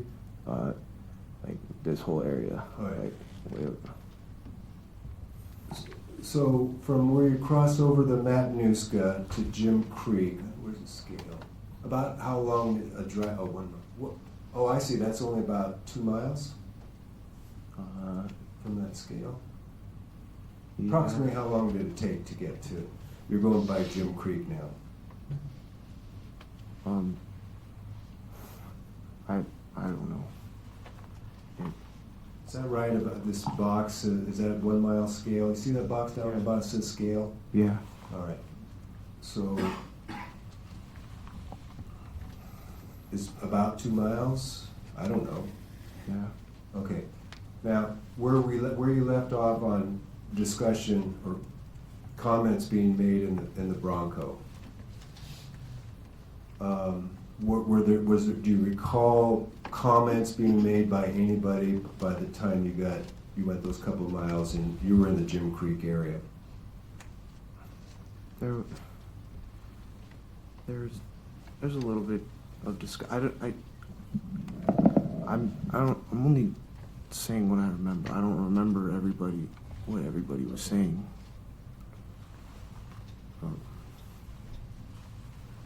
You don't have to remember the exact words for this, but another way to ask, I guess, was there always somebody talking on this drive, or were there periods of silence? There were a couple periods of silence. And after you stopped looking at David, did you hear him say anything else as you're going along the Old Glen?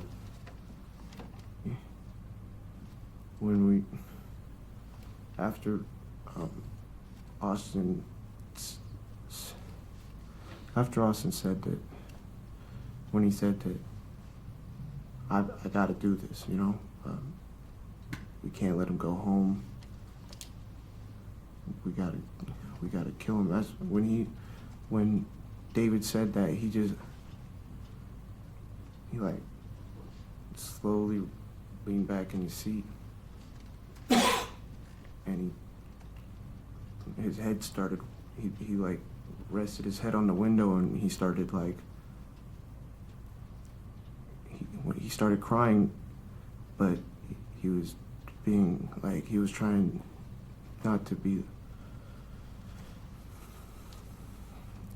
He was just like silently sobbing to to himself when he was laying, put his head against the window. And after that, he didn't really say much until when we got out of the truck.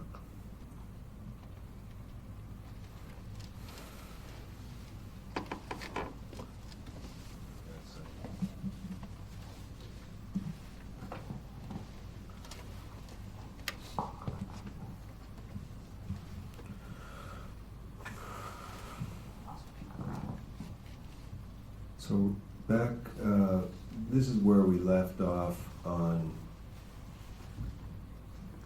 everything you just said now. Is that the truth? Yes. Is that what you shared with Trooper Wegson? Some of it, but Actually, well, all right. So that was a detailed narrative. Where we left off is you started to talk about with Trooper Wegson now. Now we're back in December 6th in this interview, interrogation, okay? yeah.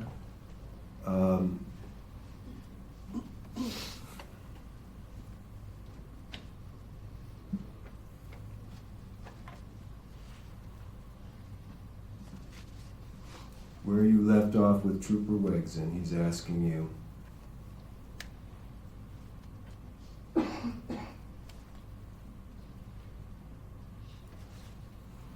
you had I think we got to that where you had answered mostly silence in the car, right? After you took off? Yeah. Right, okay. And you told him that, in response to, couldn't walk by himself, okay. Sergeant Wegson asked you, where'd you drive? Do you remember your answer? Not specifically. Page 11.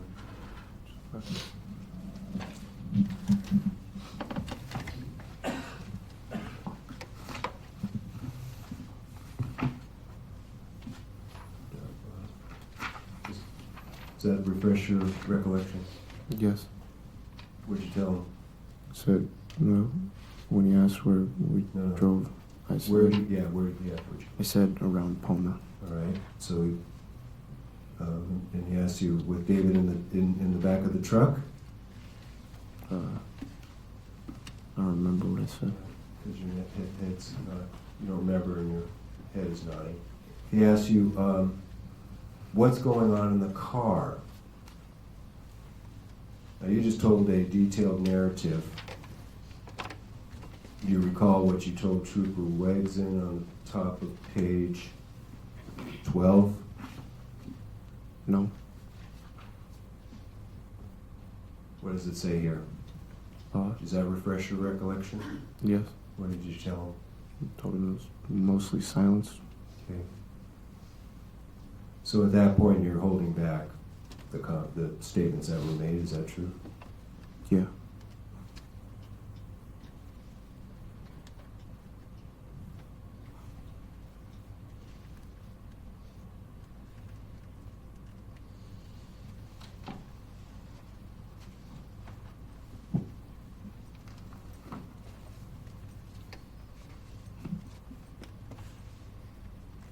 And it appears as though, in that interview, after saying mostly silence,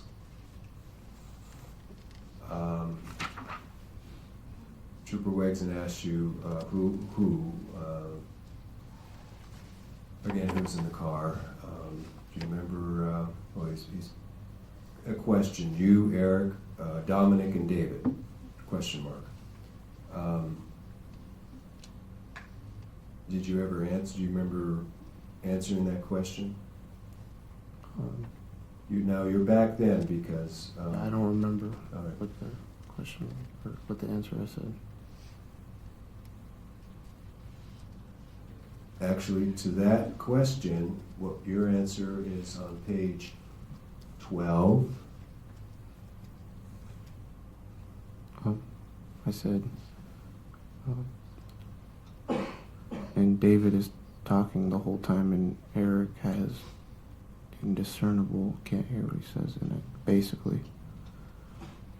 Okay.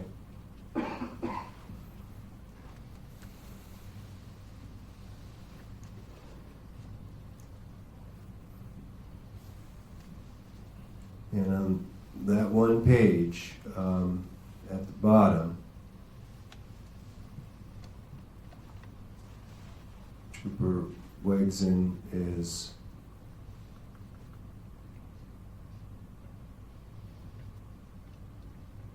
do you recall telling Trooper Wegson that if you passed a bridge, the Connect Bridge or anything like that, the old bridge next to each other, where's that on this map? The old bridge is at the Is bottom. that the Matanuska Bridge? There's a Matanuska Bridge up here, Okay. and then the Connect River Bridge down here. Is that where the old bridge is? The old bridge is All right. right, so you go from David is talking a lot, and suddenly you're all the way down to the old bridge, Connect Bridge. Is that right? Yeah. All right, so that whole period of time, is this before David was killed or after David was killed? What do you mean? Well, this statement, you're still on your way to whatever destination you're going? Yes. Okay.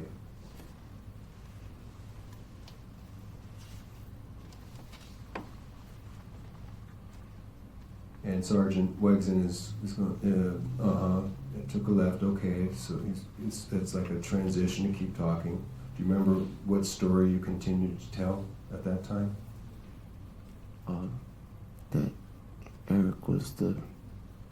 Well, okay, so let me refer you to the bottom of page 12, okay? Okay. Gone over the bridge and keep talking, basically. What'd you say at the bottom? I said, and then I guess Eric had us walk. We stopped along the road somewhere, and Eric walked us back there, and then he shot him, and then told us to be very quiet about this, not to speak about it.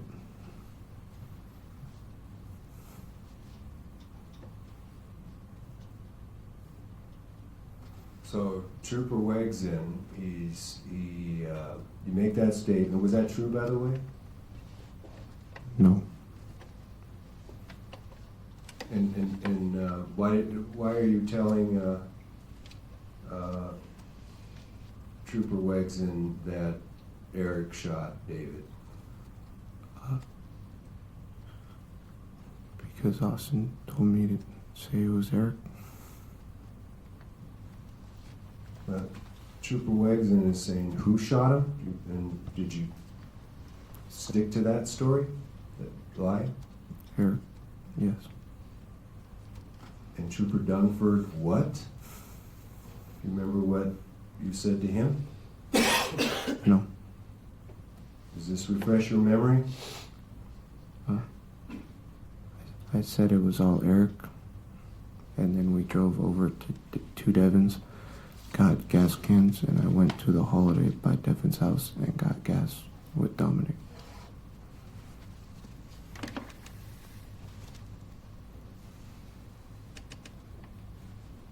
Now, from that summary of a chunk of time, was any of it true, aside that you were lying back then about Eric being the shooter? Was it true that you drove over to Devon's, got cans, and went to the Holiday by Devon's house and got gas with Dominic?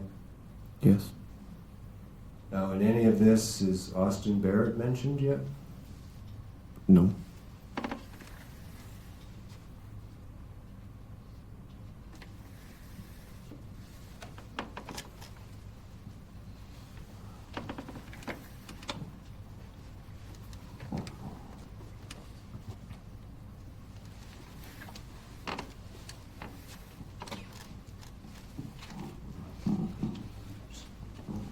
So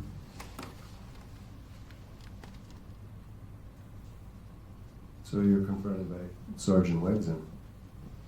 Well, at the beginning of this interview, you said everything that Eric said on Facebook story is correct, and of course you know, because these were your friends, you know everybody's initials.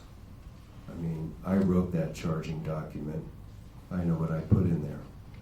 So everything you said in the story is correct, and you were referring to the charging documents. I put in there that Eric said that Austin was the one who killed David. He's challenging you. Do you recall how you handled this line of questioning about bringing Austin into the picture now? No. Do you recall Eric, from the document you saw that you now know was written by Trooper Wegson, did you recall that Eric said that Austin was the one who killed David? I knew that's what Austin or Eric said, yes.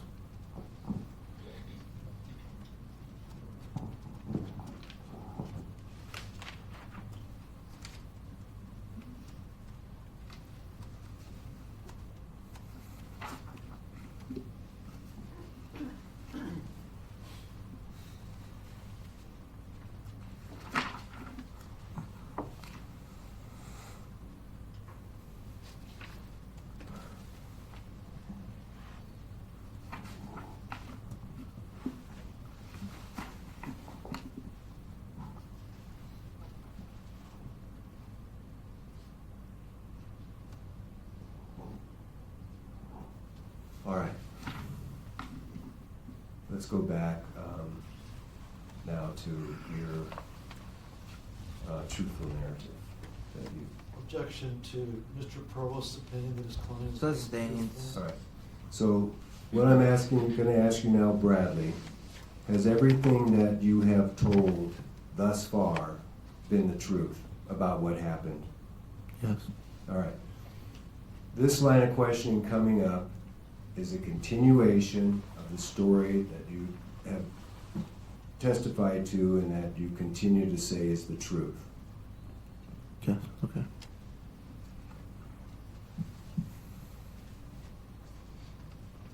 We left off at the discussion about Jim Creek. Was there a response to your suggestion of going to Jim Creek by anybody? Eric, he's lived in Palmer he's lived in Palmer for a while, and so he knows that Jim's Creek is popular with a lot of people. Objection, that's the speculation of what Eric wanted in notes. So he told me. Does he know? How do you know that he knows? We've been there together. Been there together? Same objection, it doesn't matter if they've been there together, you can testify about that, but getting into Albanenger's brain, that just. It's only what he said, and he can lay a foundation for how many times they've been there together. Sure. That's fine. So you've been there with Eric, Yeah, and how many times? 3 or 4. Okay. And so in response to your suggestion, what does Eric say? He says that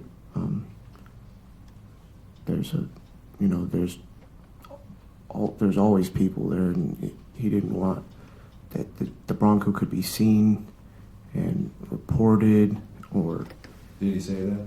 yeah. All right.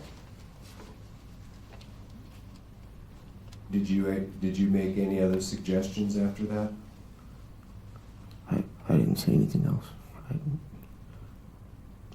say anything more. Did you ever stop at Jim Creek? No, they Dominic drove right past the road.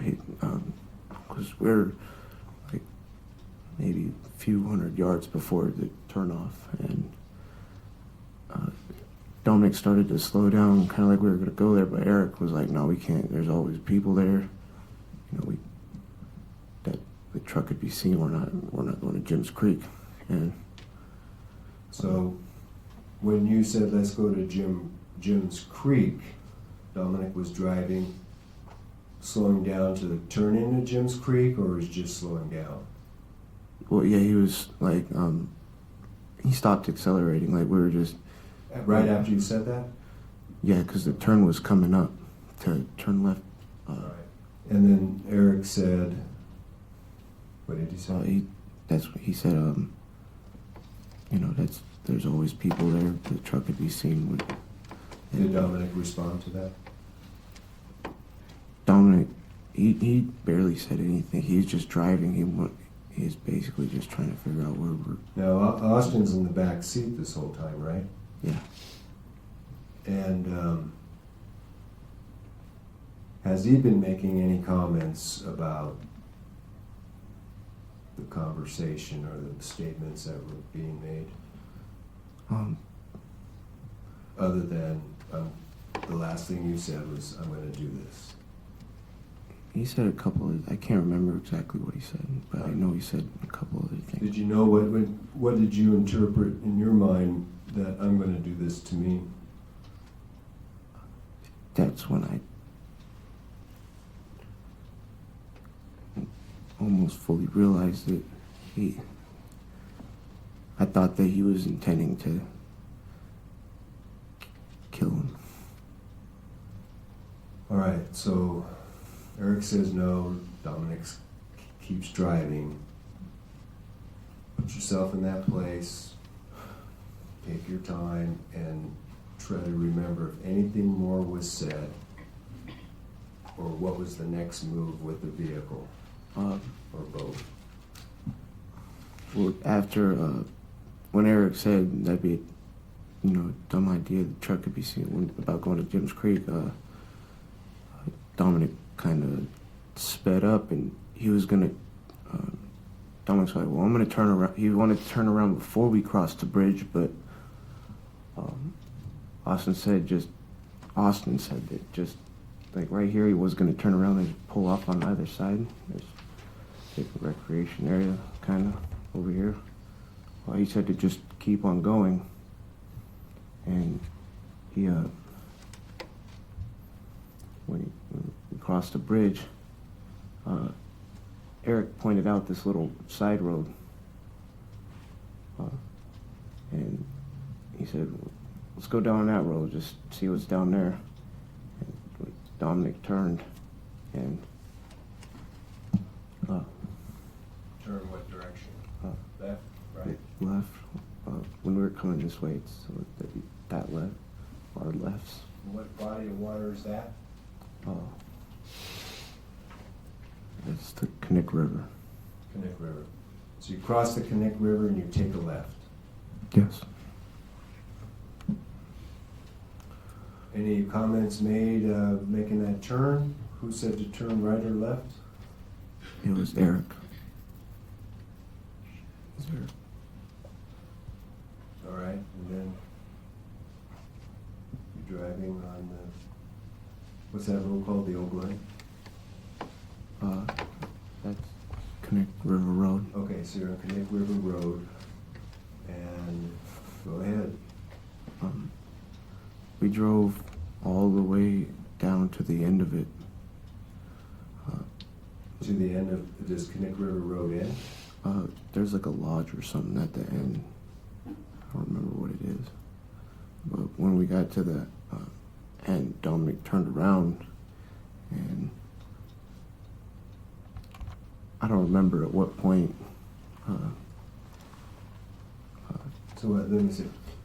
You go to the end of this road and you have to turn around. Yeah. There was no other turnoffs or other side roads that you turn on that you recall? No, it's just Okay. a single road. Okay. And at some point, the headlights, you could see the little, there's a turn off, and Austin, he kind of got upset and said, just pulling right there. He just, he was pissed off or something. He just said, pulling right there, all angry. and he got out, or Okay, hold on. yeah. We'll hold that. He got out. You can carry on with that. But otherwise, you say he had been pretty quiet and hadn't said much until then. Yeah. You don't recall any other statements from? Well, actually, I'm going to do this. But other than after that, did he say anything? He said, I can't remember what he said, but he said a couple things before we crossed the bridge. And when Dominic said he was going to turn around, he said, just keep going.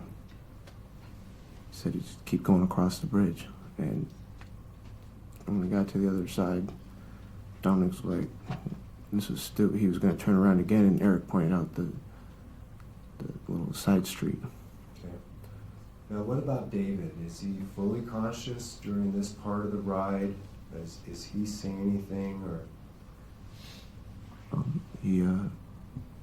No, he would, after Austin said that, he was like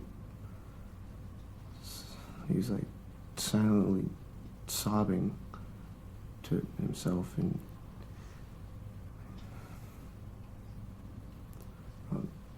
he stopped somewhere. He stopped crying like after like somewhere by the bridge. I don't remember exactly. Do you know if he's conscious at that time? Was he? I think he was. I don't know. Did you say anything to him? No. Did anybody else make comments to him at that point?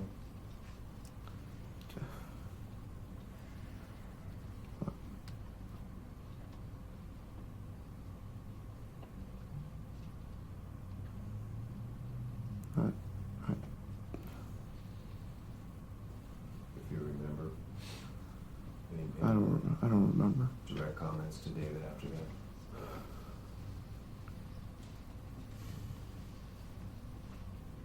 All right, now, the last time you saw David's phone, you put it up on the console. Either Dominic or Eric grabbed it. Do you know what happened to his phone after that? Was there any more discussion about telephones, and do you know what happened to our cell phones, or do you know what happened to David's? On the way back. On the way back after he was murdered, he was still in the car when. Yeah. All right. Since I brought it up, what happened to his phone, if you know? Eric, he like broke it. He like broke it and like kind of folded it. It was a touch screen phone, and it like when he broke it, it shattered the whole screen, and like it was bent in half. And somewhere along Connect River Road, he threw it out the window. I don't remember where. His window? Passenger side. When you say Connect River Road, I guess, can you point to that intersection of Connect River and the bridge where you turned, where he turned left? That intersection? Okay. Right here. And if you had gone right, what is that red road? It's the Old Glen Highway still. Okay, so the Old Glen goes over the bridge, but if you went straight, it would become Connect River. Or if you take a left, it's Connect River Road. Okay. And you're saying he threw it out the window Right here somewhere. closer to the bridge where you're pointing? Somewhere along the road.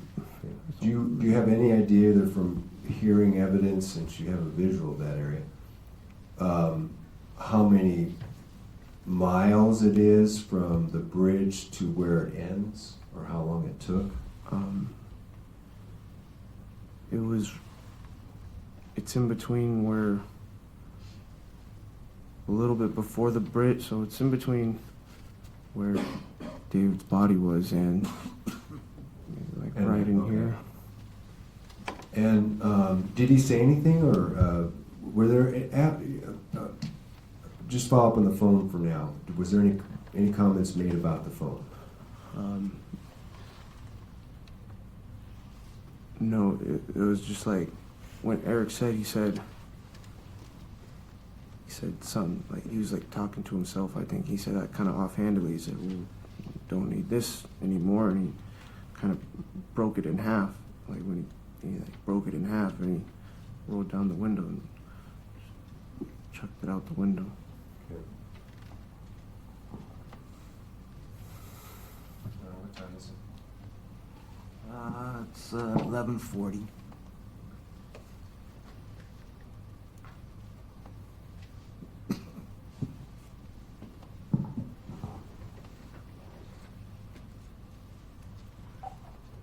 Thank you.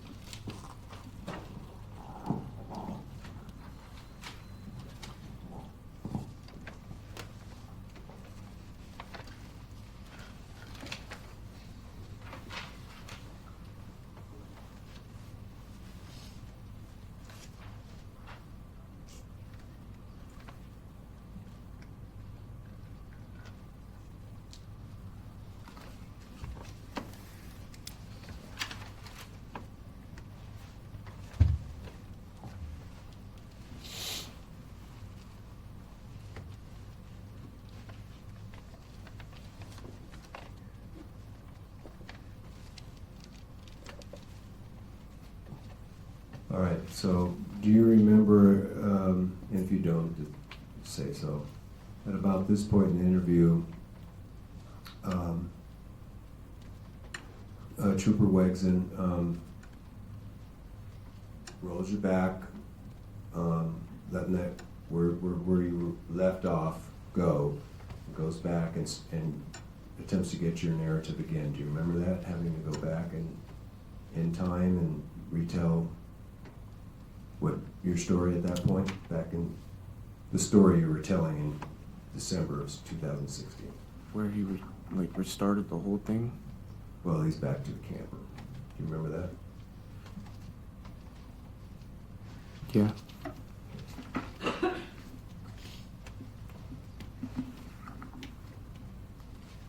All right. So, and I'm looking at page 19.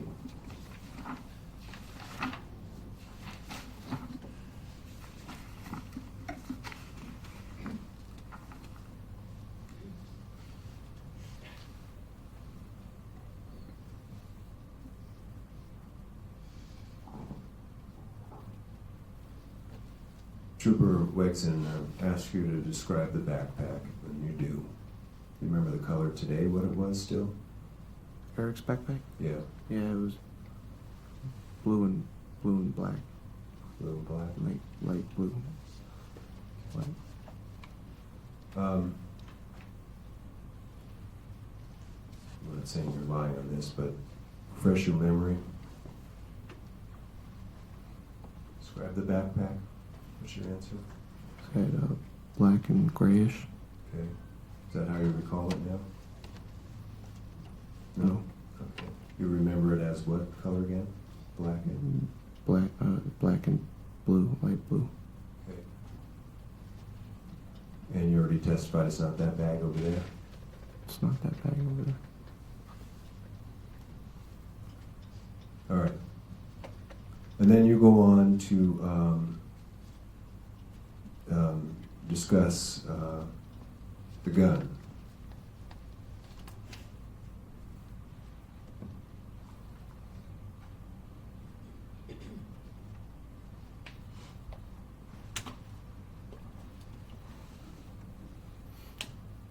And earlier today, you talked about, we already got to the point yesterday where he passes in the backpack, recall that? Eric, yeah. Okay.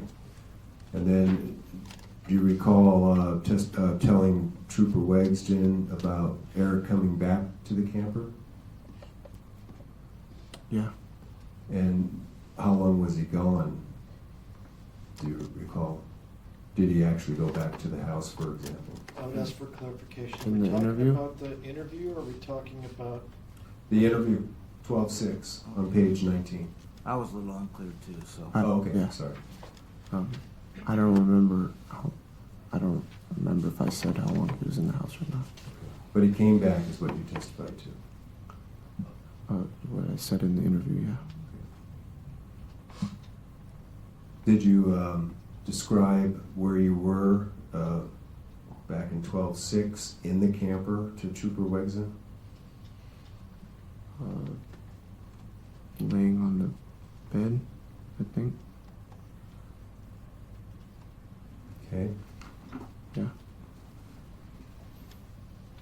Was that true at that time, that you were laying on the bed when you said that? Yes.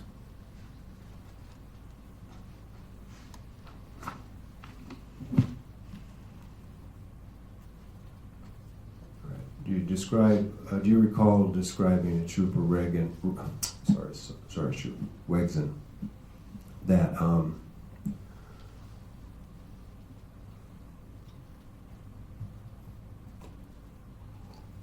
what happened after you were just lying on that bunk?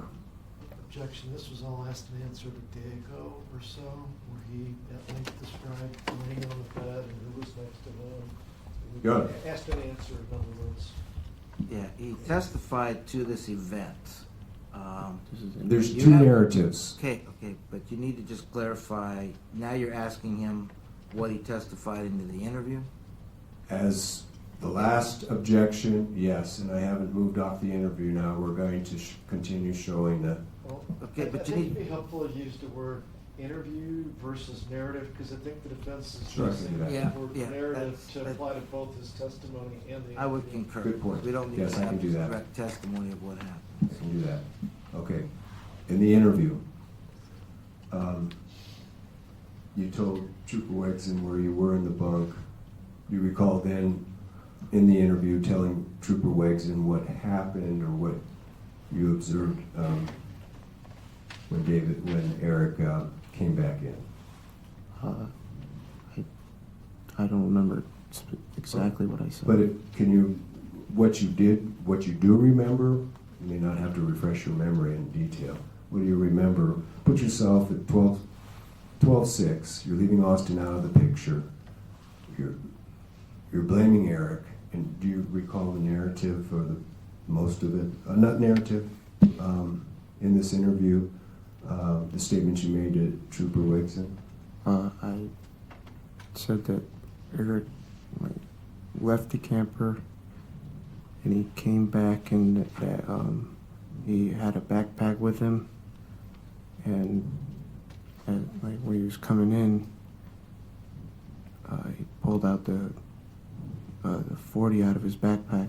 I said, and then David came out of the bathroom and that he just started hitting him.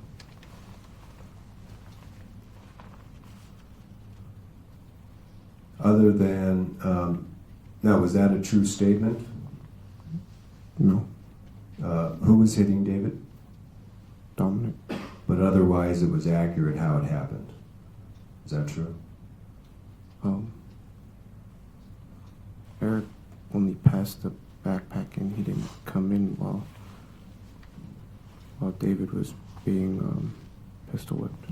We're in 12-6. You're with Trooper Wegson. Yeah, I told him that Eric did it and not Dominic.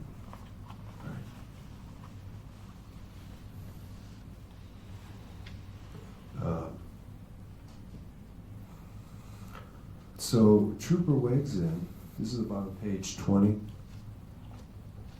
He asks you, where's Dominic and Austin in this environment right now? Do you recall what you said? I don't remember what I said. Page 21. Now, I don't want you to read your answer. What I want you to do is just read it quietly.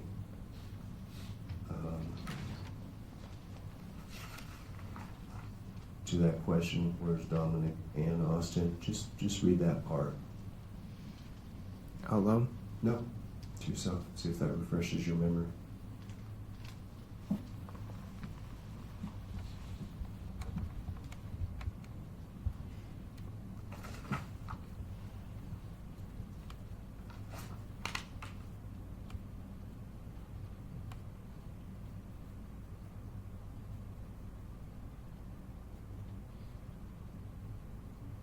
Okay.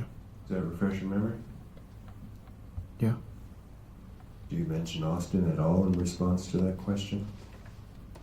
No.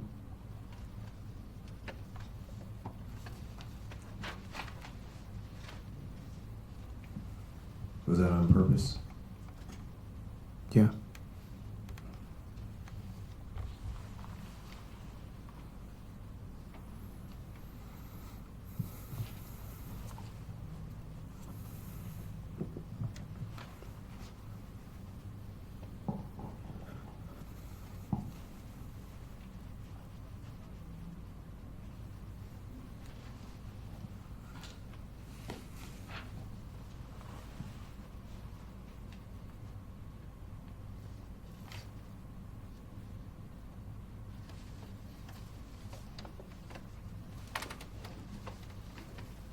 Now, if you recall, as this interview carried on, that Trooper Wegson just let you keep telling him the story right up to the shooting itself?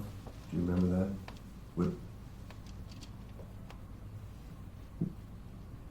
This is the second time going through it? From what you just read, yeah. I don't know how many times, but Yeah. did you ever mention Austin in that interview, at that point in the interview? No. And at this point, did Trooper Wegson try to bring up Austin's name yet again? I don't remember. Okay.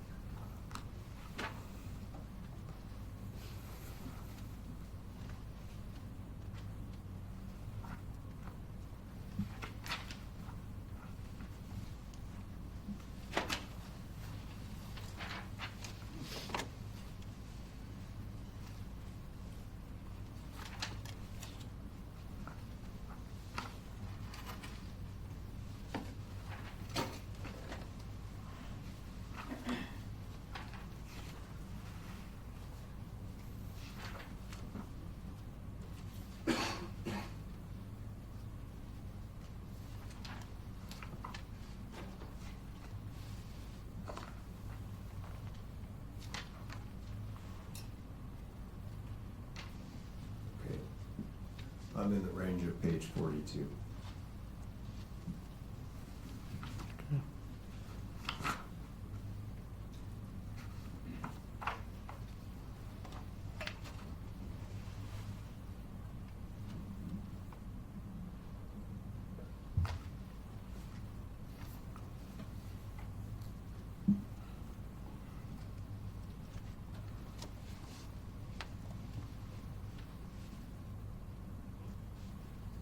So, Investigator Dunford is asking you,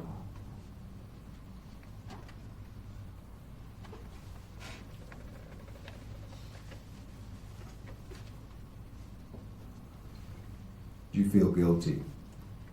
Remember hearing that question? Feeling guilty? Yes. Do you recall your answer?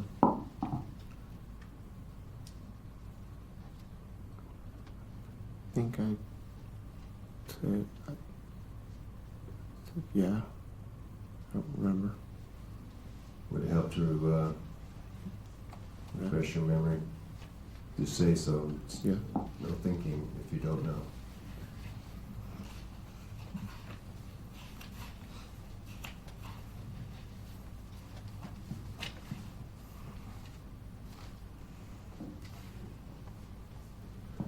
So on page 42, towards the bottom, there's the question, do you feel guilty?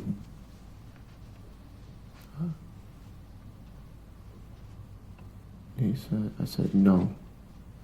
And finish your statement. I said no. I just don't want to die over this.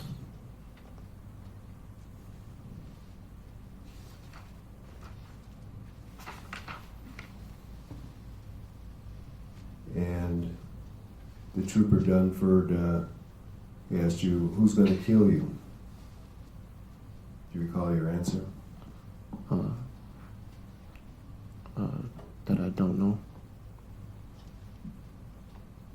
And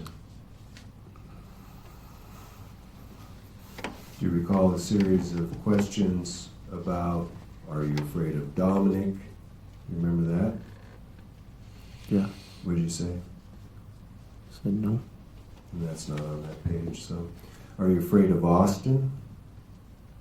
Said no. Are you afraid of Devon? Said no. And this is what you were telling Trooper Wegson in 12/6/2016? Yeah.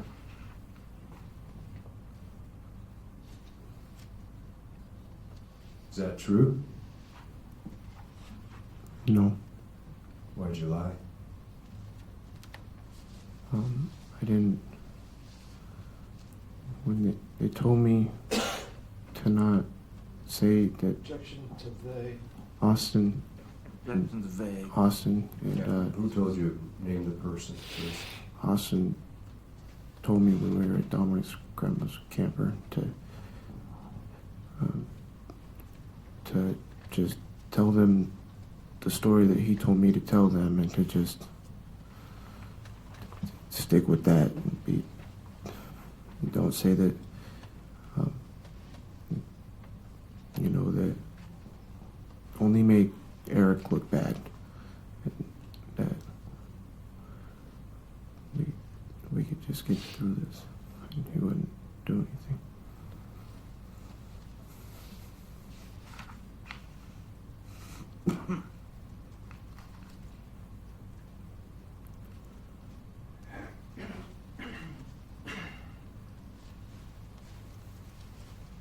All right.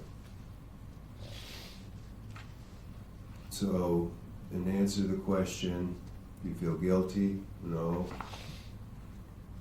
I don't want to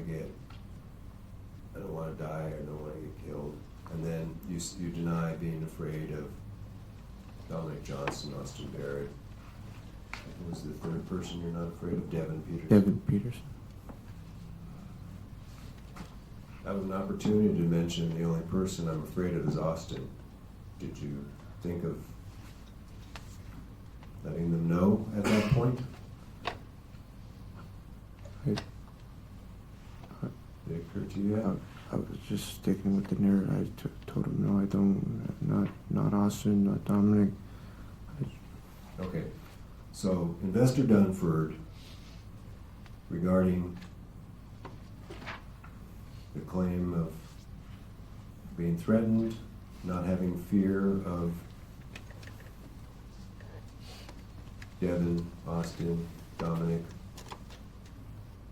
he says, let me explain. At some point in time when this is all done, everybody gets to read everything that we've done, including the words that you are speaking right now. You and I are speaking right now.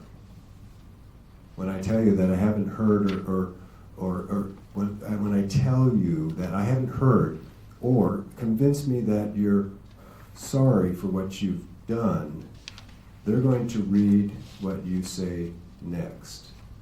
These next words that you say, people are going to read. Now, not now. How are they going to paint? How is it going to paint you? What are they going to think about you when you say, I don't know, or I don't want to talk about that? It makes me feel uncomfortable. Do you remember the answer to Trooper Dunford's question? This is on page 48. I don't remember. 48. You don't remember? No, not specifically.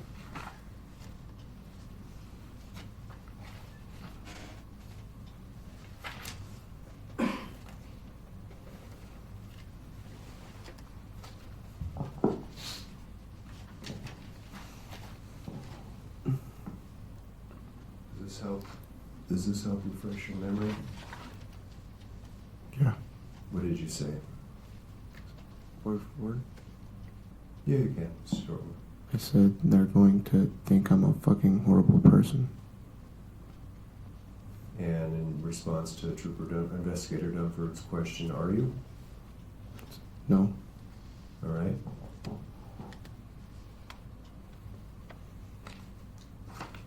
What do you think they're trying, what do you think Trooper Wegson and Investigator Dunford are trying to do here? Speculation. It's his thoughts. I think it might be He's his state of mind. the one being interviewed. Yeah, but he could say what was going through his mind, but he can't say what they were. That's what I just asked him, Your Honor. No, not really. No, rephrase it, but it is about what was going through his mind at the time. What was going through your mind? Where, Like, did you think about what this whole process was about? Ejaculating. Sustained. what was going through my mind was that they I'm going to ask about the process. I'm not asking about what's in Trooper Wegson or Investigator Dunford's minds. I'm asking about this process of this interviewer interrogation. Where is this, what is this about? What were you thinking that this was about at this point in time in the interrogation?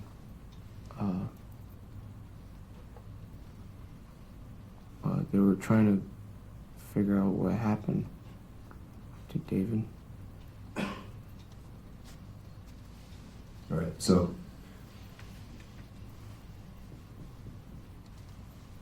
Trooper Dunford follows up with your statement, they're going to think I'm a fucking horrible person. Well then, explain, show everyone in history, because that's what you're doing right now. You're writing history. Show everyone what really happened, how you really feel about it. If you're truly a victim, along with this, if you are truly not okay with this, we wouldn't have to sit here and explain to you and convince you to tell the truth, because that's what's happening.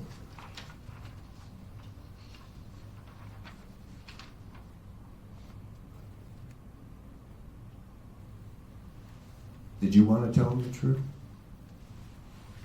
Yes.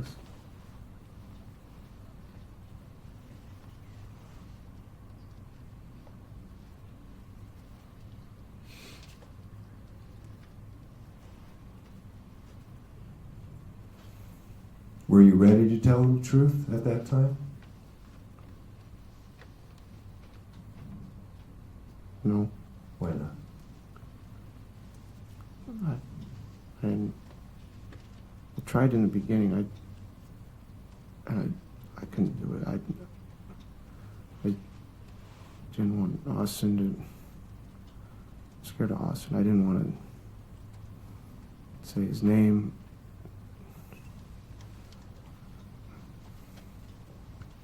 I was gonna. Were you trying to protect him? No.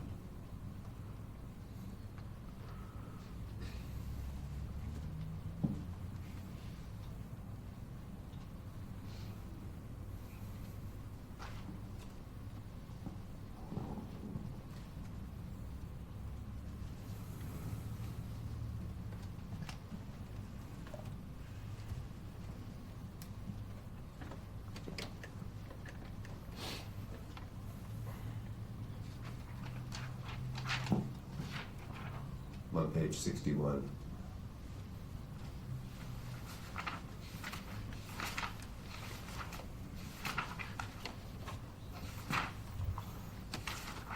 Trooper Wegson. The bottom. The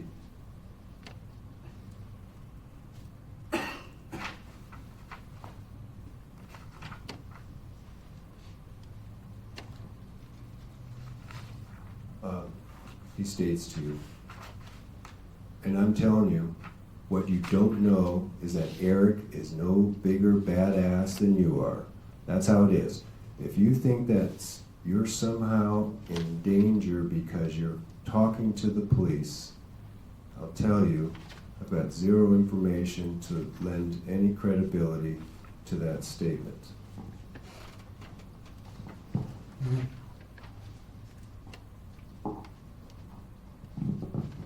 I mean, other than the fact that he did murder your friend, he did that in front of you. I believe at the time you were absolutely scared. I mean, the guy had a gun, you just watched him murder somebody.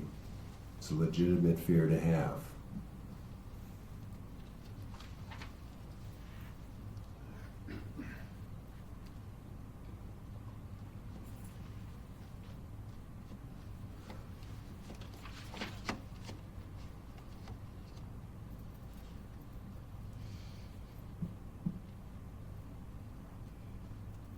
Now,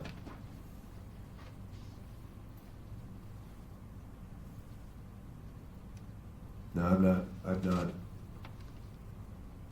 not read all of this, all of the statements, because you've got Trooper Weggs and Investigator Dunford trying to get you to come clean. But if the state wants me to just keep reading it, I can. Otherwise, I'm going to jump down to the bottom. Do you recall Trooper Weggs in saying, okay, and there's just something I've got to talk about, the elephant in the room here. Do you remember this expression, elephant in the room? Yeah. Did you know what that meant at the time? It can No, I didn't. Okay. confuse me. Do you know what that expression means? When people say, let's talk about the elephant in the room? Yeah, Okay, I do know. all right. And with one word after that, he says, Austin. All right? Austin is in the trailer too.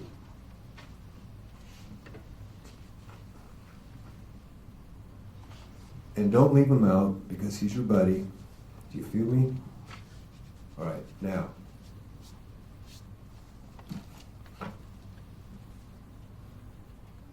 Page 53. Or, 53. 53.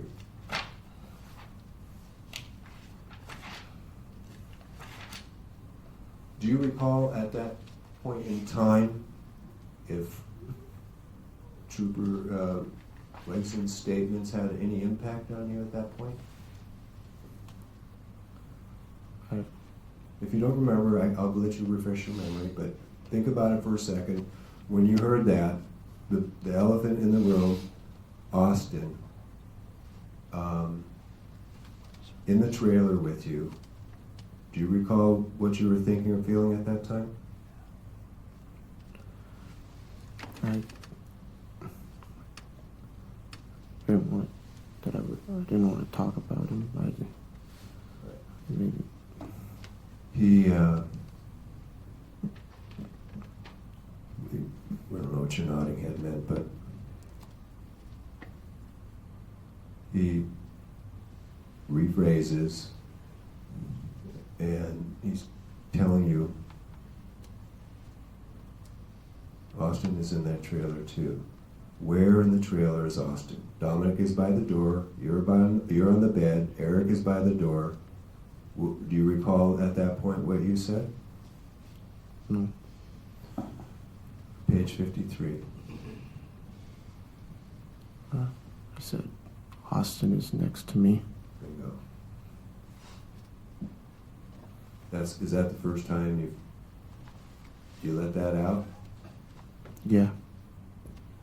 Do you recall the feeling you had at that time?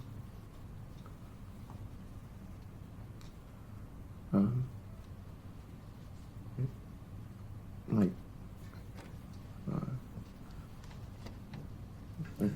adrenaline. I felt like my arms got cold and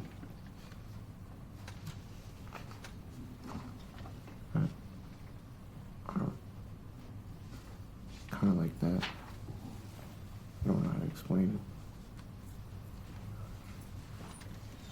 it. All right, as this interview continued, did you continue to implicate Austin and talk about what he did, or do you remember how this interview was going this point?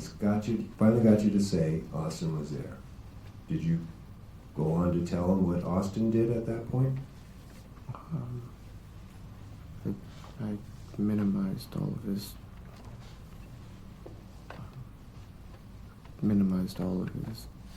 Do you remember what kind of statements you made where you minimized Austin's involvement? Not specifically. Page 58.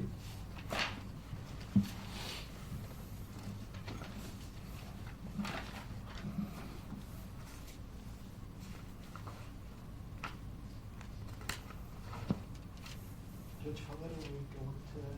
Just a few more minutes, so maybe that's a good place to break. In a few minutes? Sure. Yeah, about 5 minutes. Okay. So, back off Austin, the investigators are asking you, how many times did Dominic hit David? Do you recall your answer to that? Said Dominic didn't hit David. Then they asked you, how many times, was that truth or false? That was false. How many times did you hit David? I told him I didn't touch David. Is that true or false? It's true. How many times did Austin hit David? Do you remember your response He didn't hit David at all? at all.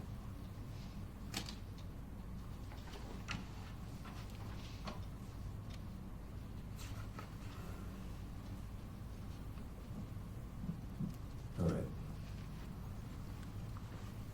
Trooper Wegson makes a statement to you. This is on page 63. For some reason, you wanted to distance yourself from Austin. You wanted to distance Austin from this. That concerns me. Do you know what that concerns? Do you know why that concerns me? Do you remember pressing you on this now? Yeah. Do you remember if you had an answer for him? Huh.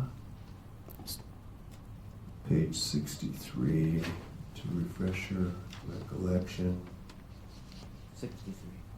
63, yeah. Said, well, because I don't know. All right, so Trooper Wegson, but you're leaving out huge chunks, like who was present. And you know, because you read the story, that Eric told me that Austin killed him. And now you're leaving Austin out of the story altogether. It makes me feel like you think Austin killed him. Do you remember your response? No. So,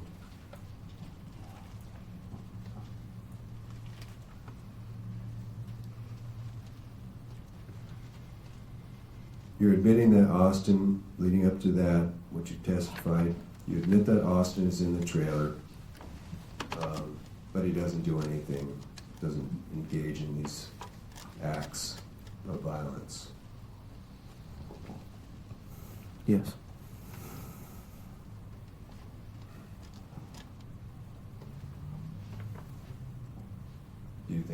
Did you think at the time that he was going to give up? Did you even think at all about that at the time? I was going to give up. The investigators about Austin and you're leaving him out. No. Didn't occur to you yet? No, I didn't think they were going to give up. Now that I said he was there. Did you think they were believing your story at the time? Objection, that calls for speculation on his part as to. That whether does. he believes So, sustained. No, you, Yeah. in your mind, did you think your story was credible at that point? Yeah. In my mind, I thought that they were believing some of it, but not all of it. Probably a good place to break. Okay, members of the jury, we're going to call it a week. You guys have all been directed to where the new jury room is that correct? Everybody knows where to report Monday morning? Okay. We'll see everybody at 8 o'clock Monday, 4:08, right? Jury room 408, we will be upstairs in the courtroom, I think it's 503. Okay, have a good weekend, all right?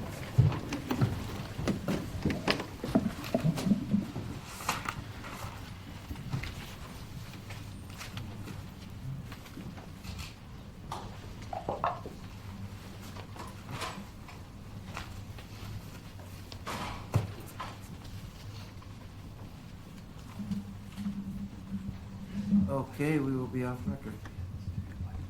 Off record.